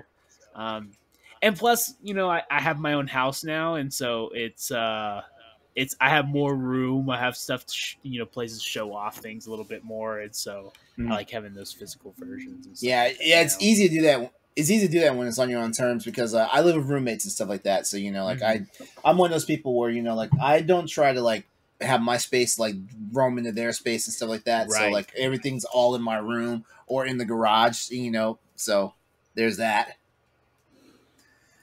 Yep. Here's a good question though. Which has been your best experience? Buying digital or buying physical? Buying digital. Any particulars? No, I don't like all the boxes laying around, so that's why I always do digital. Yeah. With me, the digital thing, I always, when I know I'm getting the game digital, unless it's a game that snuck up on me, I usually pre-order it, and that way I don't have. It's one of those things where it's like set and forget about it, until you turn your system on, oh, this game's out. Yeah, I like that surprise factor as opposed to gone are days for me where I get up first thing in the morning and take my ass to Best Buy or GameStop or Target and whatnot and get the game. on release day. I don't like doing that crap anymore. Like I will actually order it online and have it shipped to me if I have to have it physical. I mean, it depends. Like I've had great experiences with ripping GameStop off, so I mean, in that sense, I love the physical. Like, especially they used to run that promo. Like, if you buy a new copy of GTA for like $30, you got a $1 million shark card. Well, the trade value was $24 on a used copy. So trade it in, spend $6 to get a shark card. Heck yeah, absolutely. I used to do that all the time, and I mean, but like digitally, I do love it. I love digital, just because too. I forget that I own some of the games digitally, so it's nice to like go through that library, especially when I'm trying to find something just to kind of play, just to kind of pass the time. It's like, oh, sweet, I've got a zoo. That's a great game. I could spend a couple hours in. Cool, let's do it. Yeah, that's kind of the reason why I don't like the digital on the PS4, because I think I have like almost 400 games on there on PS4 that I've bought digitally. Yeah, because I would buy them I would buy games that were cheap. All these indie games were on there, and PS4 flash sales were the best, weren't they? Oh, dude, yeah, I mean, they're so great. And this was, I when the PS4 came out, I had just graduated high school, so I still had all this like money that I was getting because I was living with my parents. I was spending I was buying all kinds of games. I'd buy all the new games that came out and stuff like that, and now I'm like, fuck, I missed that. but I that was like, I was like looking through the store and I hate it. It's like so cluttered. I'm like, oh, but now like I have these like physical games. I'm just like looking at them like, yes, I put them in alphabetical order, of course, and stuff like that. But I've got some great memories with physical, especially like steel books and stuff like that. But nothing is more satisfying when you get like 17 games for like $60 on a PlayStation sale, and you're just like, fuck, man, yeah, I'm gonna play half of these for 5 minutes. It's gonna be great. Is why I spend $10 a month on the Humble Bundle. yeah. Oh man, I've gotten a few Humble Bundles. Like I do the ones where like, if you just donate a certain amount of money, you get all these games, whatever. Usually they do that every now and then. And so I'll give like $20 for the cause or whatever, and they get the Humble Bundle. And they're all on PC, and I don't play my PC at all. But I have like this whole Steam collection of just games that that I'm never going to play on there. But yeah. All right. Any final thoughts on this? Buy whatever way you want to. Yeah. Oh, as a matter of fact, I was going to sum it up by asking you guys, which one do you feel is like the more preferred in this day and age? I feel like digital is starting to edge out physical for most parts. Like most people pick, if I know for me, I pick and choose when I get physical versus digital nowadays. Like deluxe editions, I'll typically get physical. Standard editions, I usually only get those like digital. But it all depends, because I've also gotten to a point now where it's like, I don't like all this crap laying around my place and stuff like that. So like collector's editions are I don't do it anymore. And man, the Horizon Forbidden West collector's editions look so freaking fantastic, and it's like, man, what to do? That was one of the very few that I bought, was the Horizon Zero Dawn one. That one and Arkham Knight, I bought both of them in the same year, and I was like, or not the same year, been 2 years apart. Yeah. All right, then. You know what? I think it's about that time. Like we've had a lot of fun, but I think it's time to wrap this show up. Some folks need to go to bed, and I need to respect that. All right, well, that's our show for tonight. And as always, we'd like to go ahead and give a big thanks to you for tuning in to Crossroads PlayStation Podcast. And thank you, Logan, for coming by, wanting to be part of the crew again. Hey, we love you. We appreciate you. I appreciate you guys. It's good to be back. And you know what? Before we head out, why don't you go ahead and plug yourself, buddy? Yeah, just check us out. I mean, really, just check out Yuri. We're on TikTok, Boss Rush Entertainment on TikTok. Check out Boss Rush ENT on Twitter, and then just search Boss Rush Entertainment anywhere you get podcasts. We got Q-List and Trash Talk going on a regular basis, and then Rope Talk's back next week, so all the good stuff. All right. Nellie, you're up. Catch me on Twitter at Planet Nellie. Nellie is spelled N3LLIE. You can also catch me on Twitch at breathface_87. All right. Austin. Find me at PlateStation on Twitter. And that's pretty much everywhere you can find me. It's the only thing worth mentioning. If you DM me, I'll send you his OnlyFans link. If you Which DM just, me, which I'll just directs you to LeRon's link. Exactly. My It's just, OnlyFans which links then right to which, LeRon's. which then directs you. Never mind. if my OnlyFans is a picture of me saying nothing, a picture of me flashing nothing to see here, but then secretly flashing something to see there. Mine will send you straight to LeRon's, and then also Corey in 4K. And then at the very end, it's just a photo of me wearing my Corey pasties In 4K. Of course, you can always find me on various social media at Exodus803, EXODUS803. Remember, that's also my Twitch channel, as well as my YouTube handle, as well as my gamer tag on all the various platforms I play games on. Really easy to find there. Real quickly, Shane Kelly. Shane Kelly shares with us his thoughts after having gotten through his first week of his brand new PS5. Welcome to the fold, Shane. Welcome to the fold. Like, I will be talking to you to see how you like your PlayStation 5. Welcome to the family, Shane. We love you, buddy. Yep. The Boss Rush podcast is back, and it is in rare form with episode 102, as the panel talks about the 25th anniversary of the Nintendo 64, and we also talk about, I say we because I'm part of the Boss Rush podcast. We also talk about tribalism in gaming. It's a really good topic. You might want to check it out. Also, catch up on all the news going on from Tokyo Game Show 2021 as the Arsenal X crew gives their recap in episode 157 of Arsenal X. Of course, there are other shows and editorials over at bossrush.net. Check out. Don't forget about our Discord, Boss Rush Network Discord. And we have our own server on there, Crossroads. You want to be part of it? Yep. Mm-hmm. As always, remember, chat with us. Keep the conversation going over at Twitter on at PS_Crossroads. As in addition with us while we get ready for next week's show. This has been episode 55 of Crossroads PlayStation Podcast. Come back, hang out with us next week. Join us. We'll be back here to talk about more hot topics and big talks in the world of PlayStation and gaming. We love you. You guys are wonderful. Have a good night.